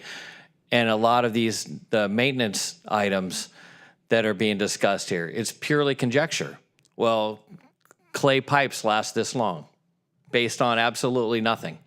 Meanwhile, there's clay pipes that are double the ages of ours undergrounds, other places. We don't know which pipes are going bad, and we don't know which pipes aren't going bad. So the asset management thing would be great as long as the information is objective rather than subjective. Where are we having problems? Where might we have problems? Not just based on some actuarial scale. We've got to replace all the pipes on that side. You want to do that? That's a tax. You can say it's just people deferring maintenance. It's deferring nonsense. It's deferring replacing things that don't need to be replaced. That's where it gets into being a tax. That's where it gets into being subjective and charging people more than what you need to charge them. And And I do appreciate this time that at least there's an acknowledgement that a lot of these CIP projects that they want to charge for don't get built. They don't get built on a timely basis. So throwing them into this rate hike schedule is disingenuous at best. You know, at least it's like, well, you know, we're not going to target these 9 projects that are never going to be done in the scope of this rate hike or this next 5 years that they're never going to be done. There's stuff that's been on the books for a decade or better and never gotten done. So, you know, it's not hard to figure out what it's going to cost. You're talking about for water, 29%, for sewer, 30% or 33%. It's not that hard to do the math. You know, and that's a big bite, especially you know, looking at the last hike. I do appreciate that there's at least an acknowledgement that this is an expense. I do appreciate that. You know, but you know, you better have your ducks in a row. Thank you very much. All right, thank you, Joe. Up next is the Performing Arts Feasibility Study Phase 2. Donna Finch, Community Services Director, will present the item. Thank you, Mayor. Good afternoon, Mayor, members of the City Council. I am here today with our consulting team from Steinberg Hart to present the findings of Phase 2 of our Performing Arts Center feasibility study. As you know, this study was conducted as part of the strategic planning objective to increase support for the local arts community and evaluate the feasibility of developing an additional performing arts venue in the community and or renovating the historic Civic Center as the premier performing arts venue for the city. So our team, as you know, presented Phase 1 of this study back in November 2023. This part of the study included the stakeholder outreach, analysis of the surrounding market, and an initial assessment of the HCC Theater. During that presentation, the council directed staff to move forward with Phase 2 of the study, which included a full assessment of the costs, locations, and models for programming at the HCC and a potential new performing arts center. So we have those findings today. I'm going to turn it over to Nestor Botino with Steinberg Hart to present those findings. And then following his presentation, I will wrap it up with some closing comments and staff's recommendations. So I'll go ahead and turn it over to Nestor. Great. Thank you. Can you all hear me? Yes. It's nice to see all of you again. It's nice to be back in Corona. Feels like I know a lot of the people in the room. That's great. I'll be quick. I know we want to leave some time at the end, and we have a limited amount of time, so we'll quickly run through this. And also because I think the staff report that's been issued to you is very comprehensive and gives you a lot of the information, so there's no need to get into it too much, but certainly we can answer any questions that you have.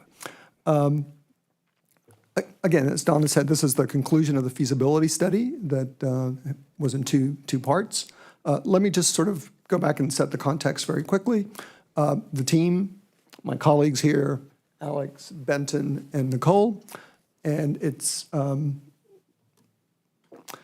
again, as Donna mentioned, this is as part of the strategic plan and responding to the goal 5 of the strategic plan of determining how to best meet the performance venue needs of the community.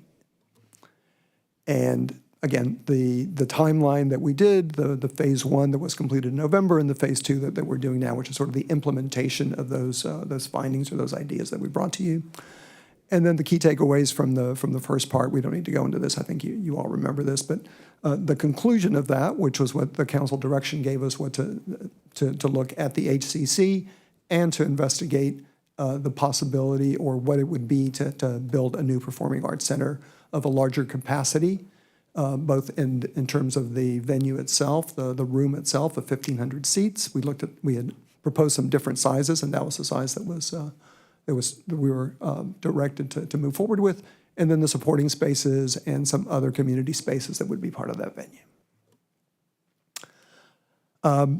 So in Phase 2, what we've done is we've looked at the HCC, we've looked at the potential of a new performing arts center, and then we've looked at an operating model that might include both. So what would it be if both were functioning at the same time, and how might that happen?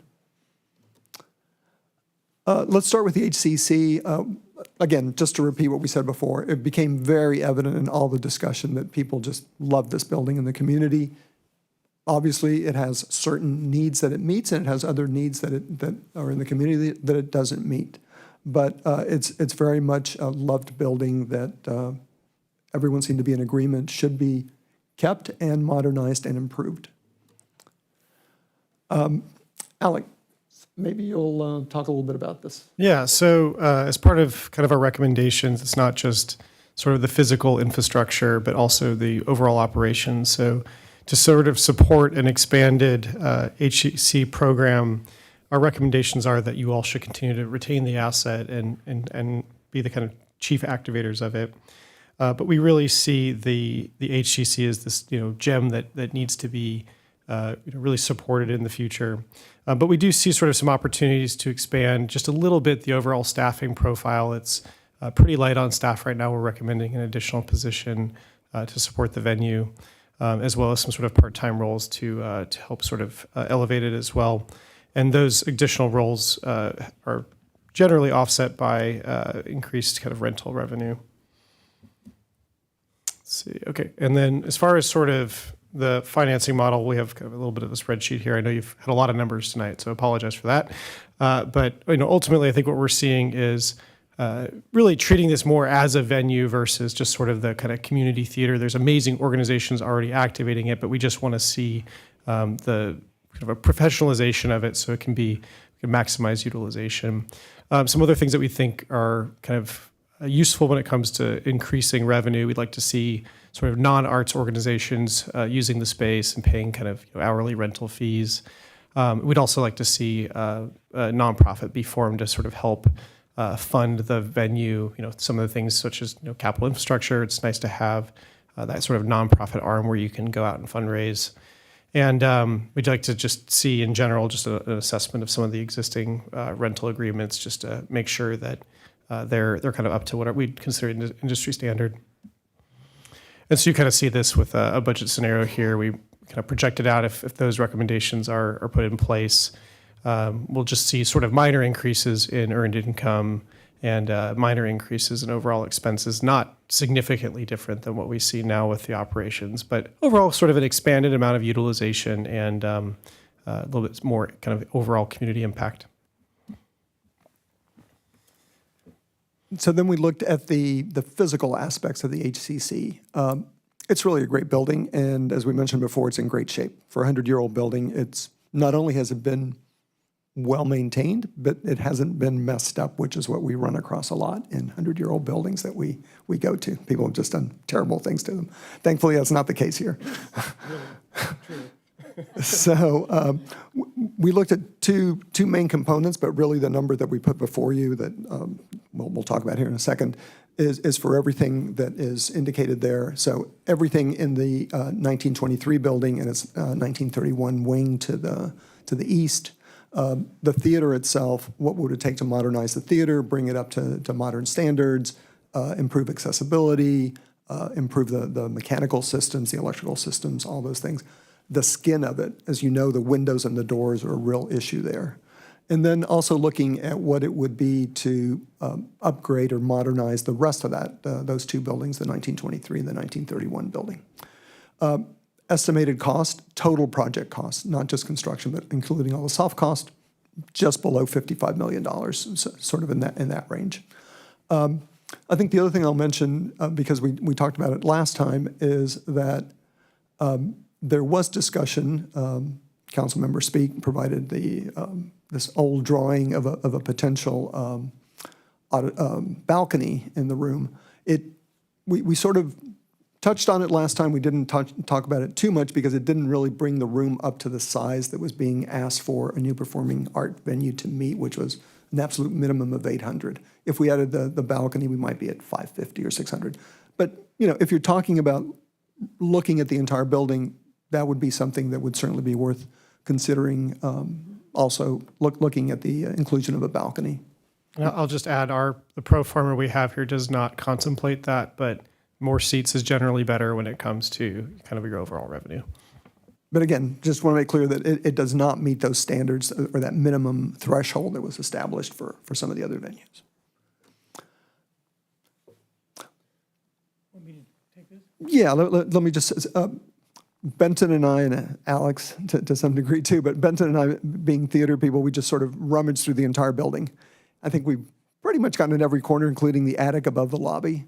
And so what we have described in the report is really based on not a detailed study of the mechanical systems. We're not mechanical engineers, not a detailed study of the structure. We're not structural engineers.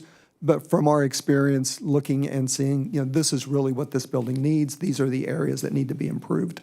And so, Benton, maybe you want to talk a little bit about the theatrical systems. Yeah. We also interviewed a lot of the users and the people that are in there right now to try to find the right balance of how to provide for what they're needing to do in the building and in a renovation. So we looked at better rigging systems so that they can get their scenery in and out faster. Newer lighting system using less power, more energy efficient fixtures that'll save you some money in there. We also looked at the spaces that could be created if we're updating and upgrading mechanical and electrical. We might be able to find better places to expand dressing rooms and other support spaces for the people coming into the venue, which would make it much more attractive if you're trying to book it more in the future. So new sound, new lights, new rigging, and stage infrastructure would be put into this particular proposal. So that was the HCC. Then we looked at, again, this new potential performing arts center. Again, the standard being the 1,500 seats and the lengthy program that we had discussed previously with you of some of the support spaces, both front of house and back of house.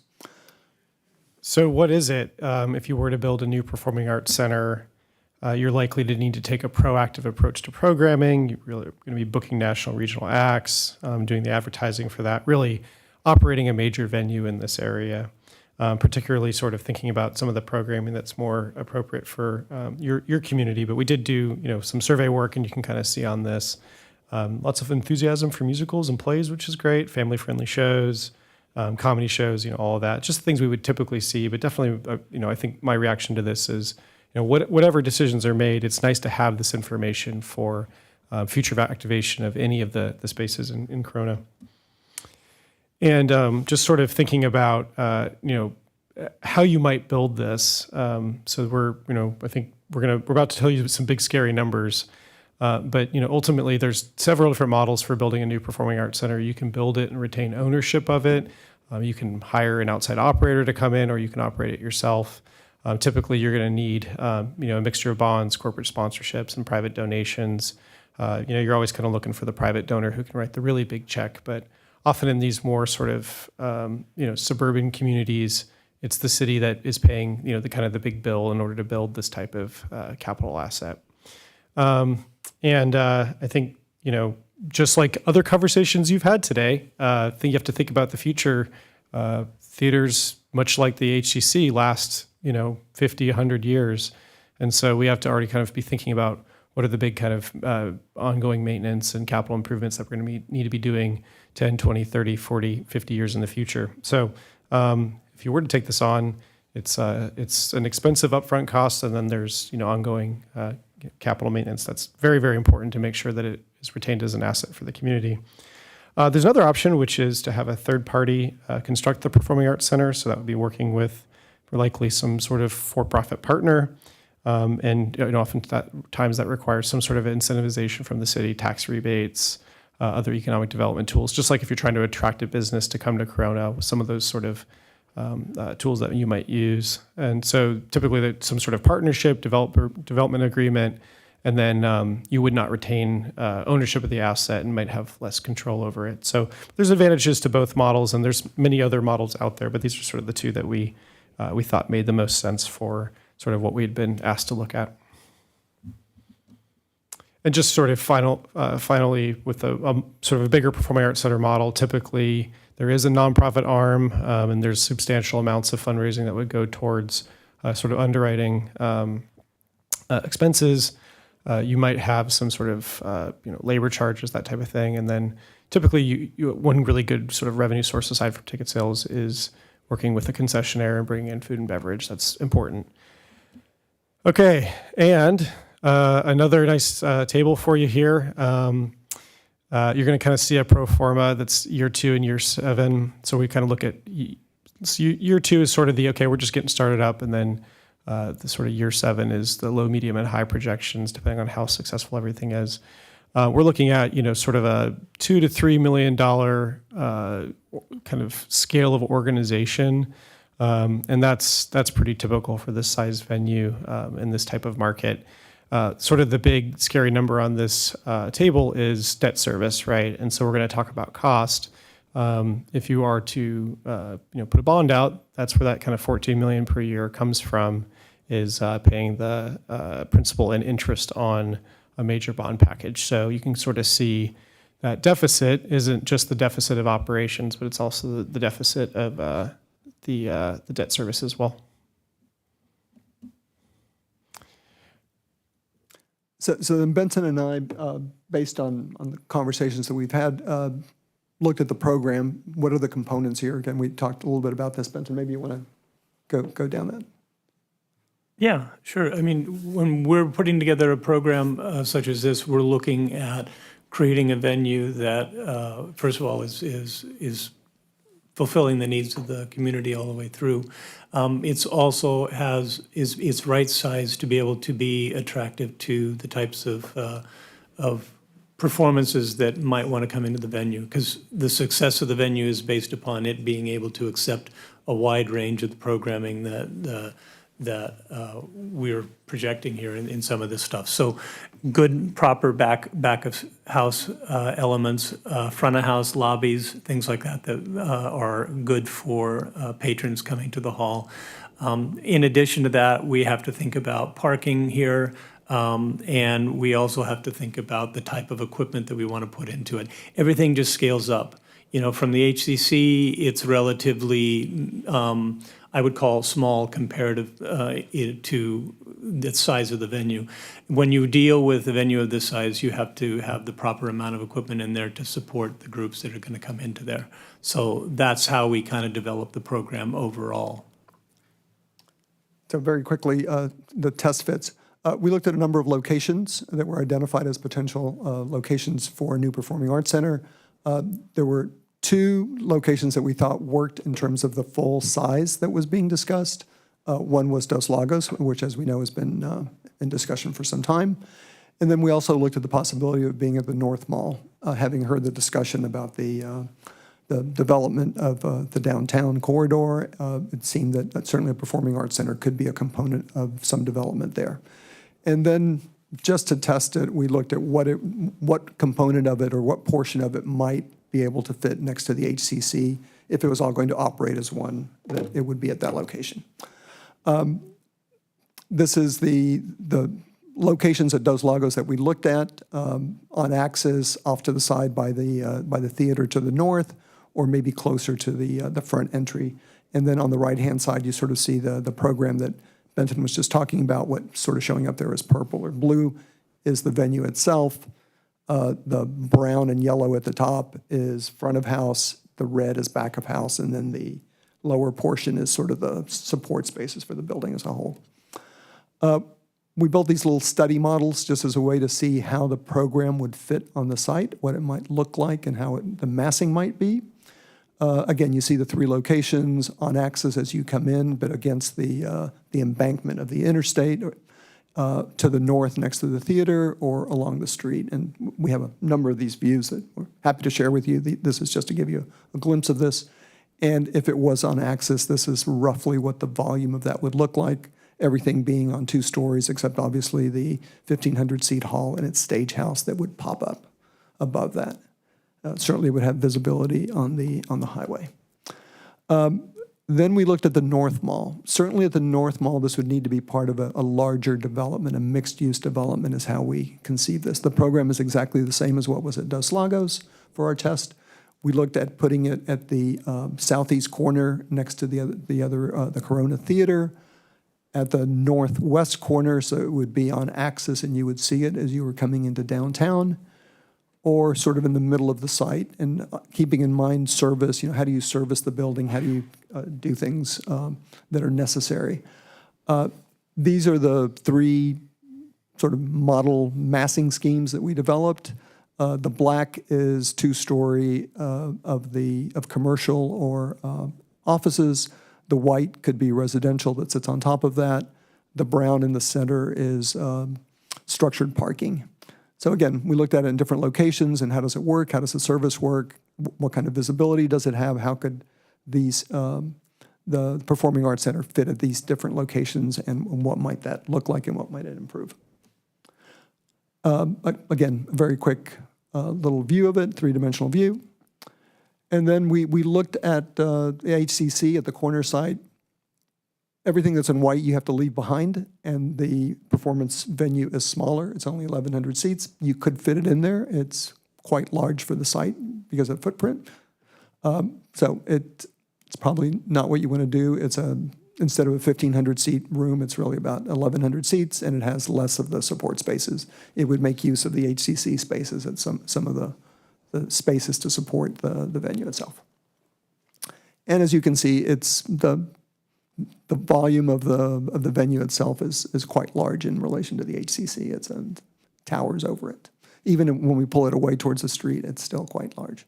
And I do think it's important to say that we're not necessarily programming a building that would be over and above kind of a normal kind of standard. This is not kind of what we would call gold plating it.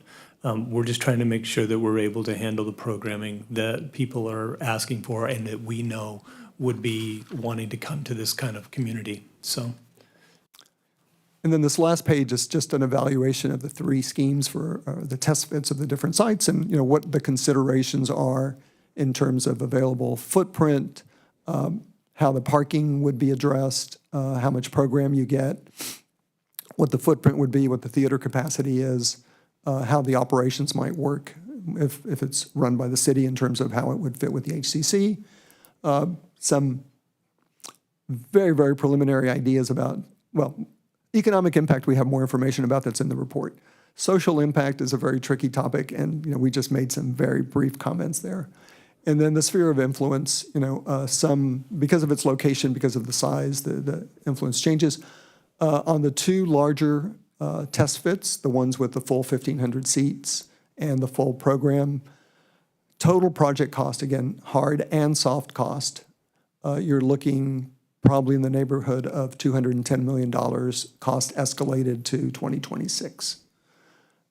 If it's the reduced version at the next door to the HCC or adjacent to the HCC, you might be looking at a project of $150, $160 million total project cost. Again, escalated to, I think it's second quarter of 2026. All of that information, there's a lot more information that backs this up. This is just a sort of a brief overview, but the report has much more in it. So I think that's all we have. Donna, if you want to. Yes, thank you, Nestor. So just in closing, I just wanted to highlight that in March of 2024, the council did direct staff to move forward with a revitalization of the 6th Street corridor, which includes a renovation of the HCC building and the surrounding grounds. This is something that staff is actively planning for, and we are ready to move forward with following the conclusion of this Performing Arts Center study. And while a 1,500-seat theater would be a wonderful addition to the city, just based off of the construction costs, the ongoing operations and maintenance, and all of the other projects that we have highlighted as priorities with the downtown revitalization and other projects we're working on, the cost is just really, it's too cost prohibitive and is beyond the city's funding capacity. So based off of that, our staff's recommendation is that the city council provide direction for staff to continue with efforts to renovate and improve programming at the historic Civic Center and surrounding grounds as part of our downtown revitalization efforts, and forego the construction of a new Performing Arts Center at this time. And that concludes our presentation. We'd be happy to answer any questions. All right, thanks, DK. Tony or Wes? I think we have a speaker. Okay, Sylvia, are there any speaker cards? Mayor, I have 3 speaker cards for this item. Okay, let's go with speaker cards.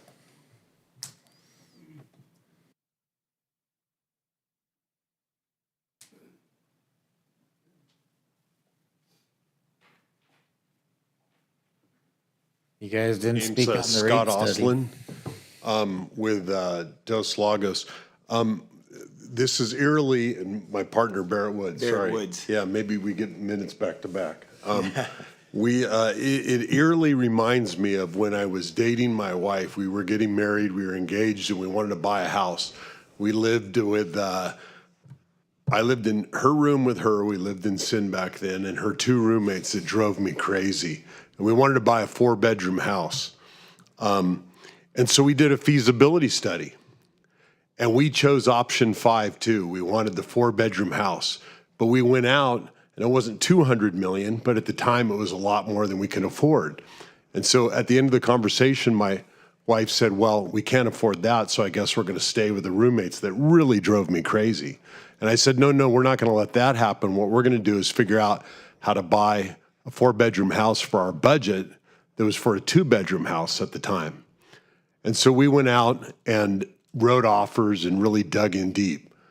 And we couldn't find a 4-bedroom house for our 2-bedroom budget, but we found a 3-bedroom house and it had an extra office, and we ended up buying that. We were very happy. We lived there for 10 years. So I don't think this is a binary decision. We at Dos Lagos, I would love to say what we want to do is for pure selfless reasons, but we have an obligation to our tenants to bring them to Dos Lagos. So we just want the opportunity to present to the city council our plan, which is to build and give a performing arts center building. Might not be the 4-bedroom house, might be more like the 3 with an office. We can get about 1,400 seats and give the building to the city. All we'd ask in return is for a long-term lease on the land. So the building would own the city, and then we would lease the land back to the city on a 99-year lease. And we can do that for about, I'd say 12 to 13% of the budget, the annual budget that's been presented to the city. So we would do it at a loss because we know it brings people and that helps our retailers. And I hope we get the opportunity, instead of just shutting it down, exploring our ability to really give the city a building, because that's our plan. I don't know if you have anything to add to that, Barrett. No. Or you can start your 3 minutes again. No, we were going to mirror the La Mirada Theater that Don Kindred has spoken so much about, it being the premier performing arts center in the area. And so we were going to mirror that. And we could do it for about if the city was to lease it back from us on that, it'd be ground lease, but it'd be about $115 a seat you'd pay a month. I think it came out to, 12 or 13% of the whole budget. Yeah, that's what it came out to, $115 a seat. It'd be about a 1,400 seat.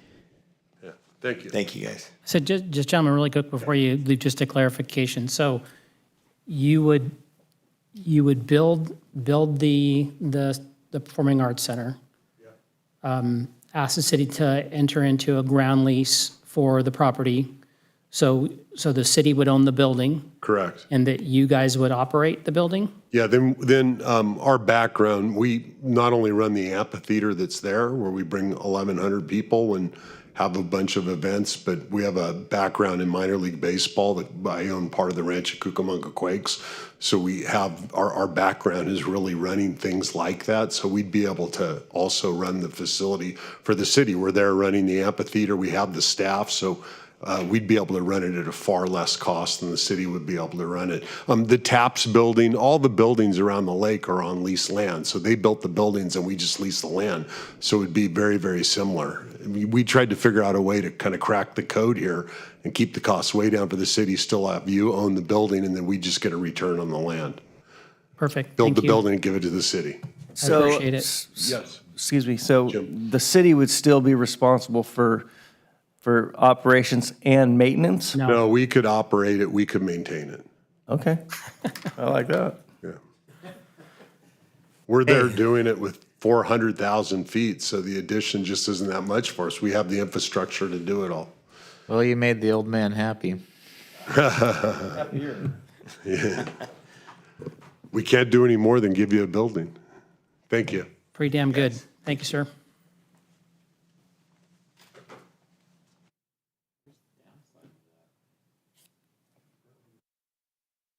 Good afternoon, council members and mayor. Good to see you all. I just wanted to reiterate foregoing the construction of a performing arts center, I don't think that's a good idea. Honestly, I would like you to reconsider foregoing the construction of a performing arts center and keep this conversation going. That's all I have to say. Thank you. Thanks, Don. Joe?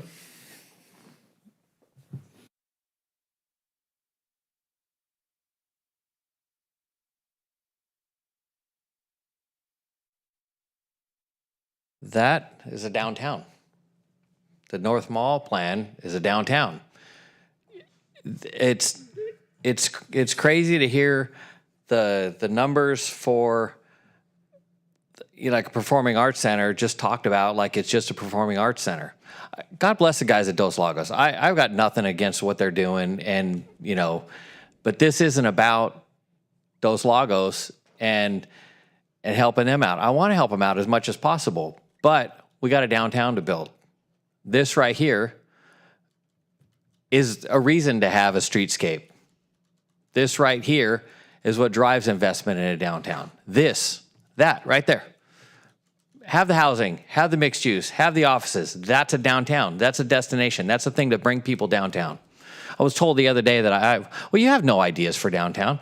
I've been talking about this the whole time. Somebody hasn't been paying attention. Private sector is going to come in where the city drops a card and says, we're doing this. We're building a downtown. Streetscape's not going to do it. That's a joke. Could be a nice addition like it was in Lancaster. They have a performing arts center. They have a museum. They have a theater downtown.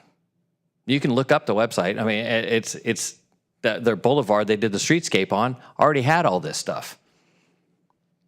It's ridiculous to say that the streetscape made it. You need actual investment. Then there's a reason for people to come down and visit. There's a reason for somebody to build a sandwich shop. There's a reason for people to open businesses. It's fine if it goes away.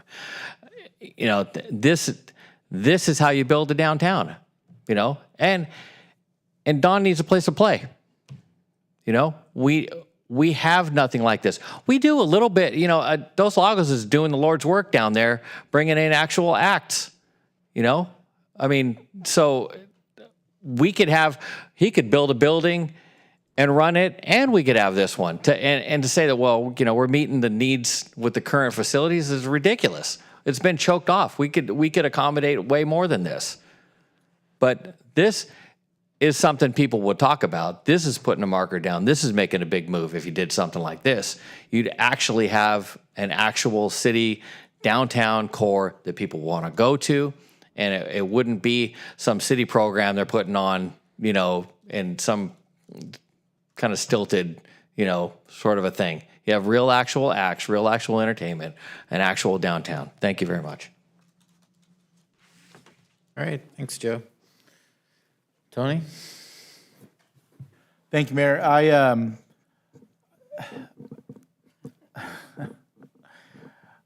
I think that I would go with staff's recommendation of continuing what we're doing with the HCC. And I would be very interested in seeing some sort of presentation from the gentleman at Dos Lagos, see what that looks like. As much as I agree that I think this would be great in the downtown, I just don't see the financing mechanisms to get it there. And the one thing that continues to rattle around in my head was that performing arts centers that are run by cities only exist with heavy subsidies by the cities. So that's where I'm at. Thank you. I agree with Tony. I think that, yeah, let's keep the discussion going with our friends at Dos Lagos.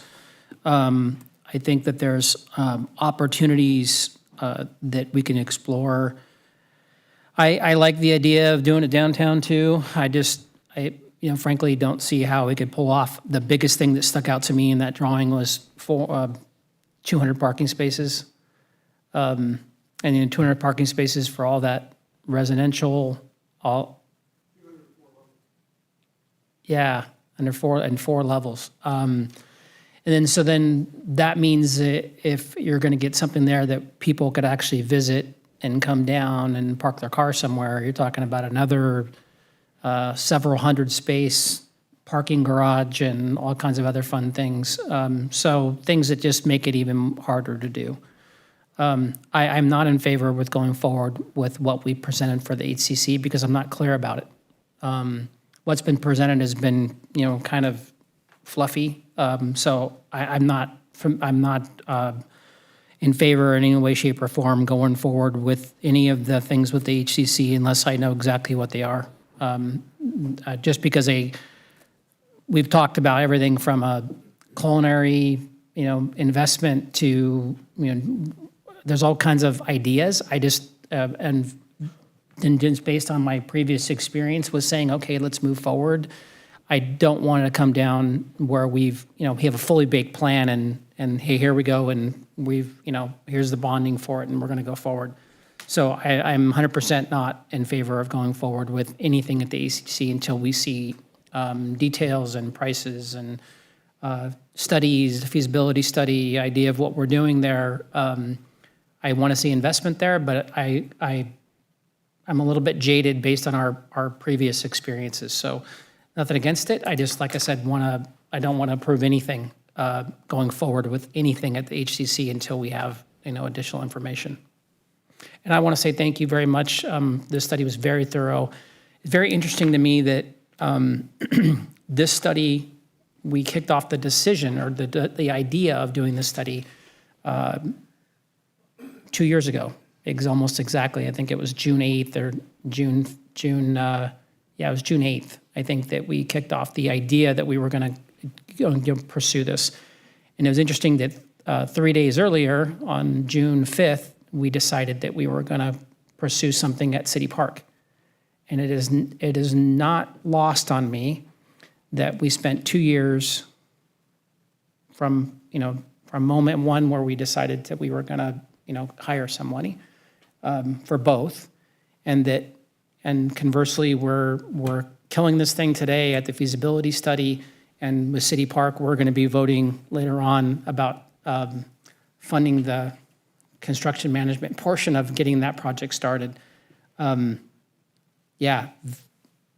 Very wildly, crazy. I actually went through every single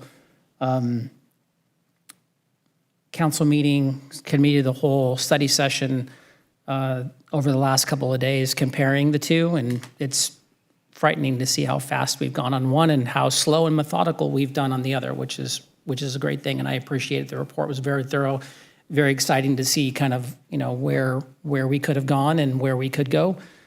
So I want to thank you and thank staff for putting that together. Thank you. Thank you very much for the thoroughness, for the presentation, for getting us to this point. I remember when we started this conversation, it was really about having a better understanding about how to capitalize on the performing arts community that we have in the city and how to provide something that's never been done before that we don't already have. And so the conversation was always, no one wanted to be the one to shut it down. We wanted to really flesh out the possibility. And at the very end, even if it wasn't going to be possible, which seems now like financially it isn't. I agree with Councilmember Daddario. It's just not there. We wanted to be able to say we've looked at the markets, we've looked at what our city would want to see, and this is what potentially it would cost, and this is where it potentially could go, so that we have that available to us. Now, that does not close the door on any private investment or anyone else who wants to take, a go at it. And I'd love to see what that actually means, because I think the devil's in the detail, as we've seen through this study, is that it's one thing to really, think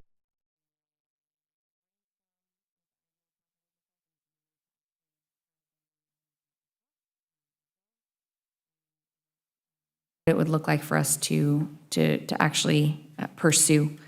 So, I think the Performing Arts Center is just, it's not a no forever. It's a not in this way for right now. So, thank you. Well, I was, I made the comment, we should shoot for the stars and go big and, take a chance. And if I would have known it would have been $210 million more in debt service, I probably wouldn't have used those exact words. But that's too much. I am very interested in hearing more about the Dos Lagos ideas. And I think moving forward, I think the HCC is going to be part of whatever we do anyways. But I'll wait to hear more. There's a lot to unpack here. I'm with Jim. I'd like to hear more about Scott and Barrett and where they're coming from. I'm very appreciative of Scott and Barrett and for all that they do in Corona. I don't think people realize how much investment they're putting into the city and how much success they're bringing to our city. And I think all the citizens see it. I think when the Improv gets built, they'll see it more. But thank you to both of you for coming. And I would like to flush out the Dos Lagos Center. I also agree with Joe. Part of the downtown revitalization is planting a flag. I think you do have to put something there that attracts people and gets people in their cars that say, hey, I want to drive to the downtown. So if there's private investment that can be done in the downtown and a community event center or whatever you call it is possible, I'm all for it there as well. It just, I don't think the city has the money to pay for it nor run the operational costs. But I do think a flag to be planted in the downtown is very important. And with that, I'm pretty much aligned with my 4 colleagues. So that's where it's at. Thank you, one and all. Talk some more. And with that, we are adjourned. The next meeting is at City Council, is the City Council meeting at 6:30 p.m.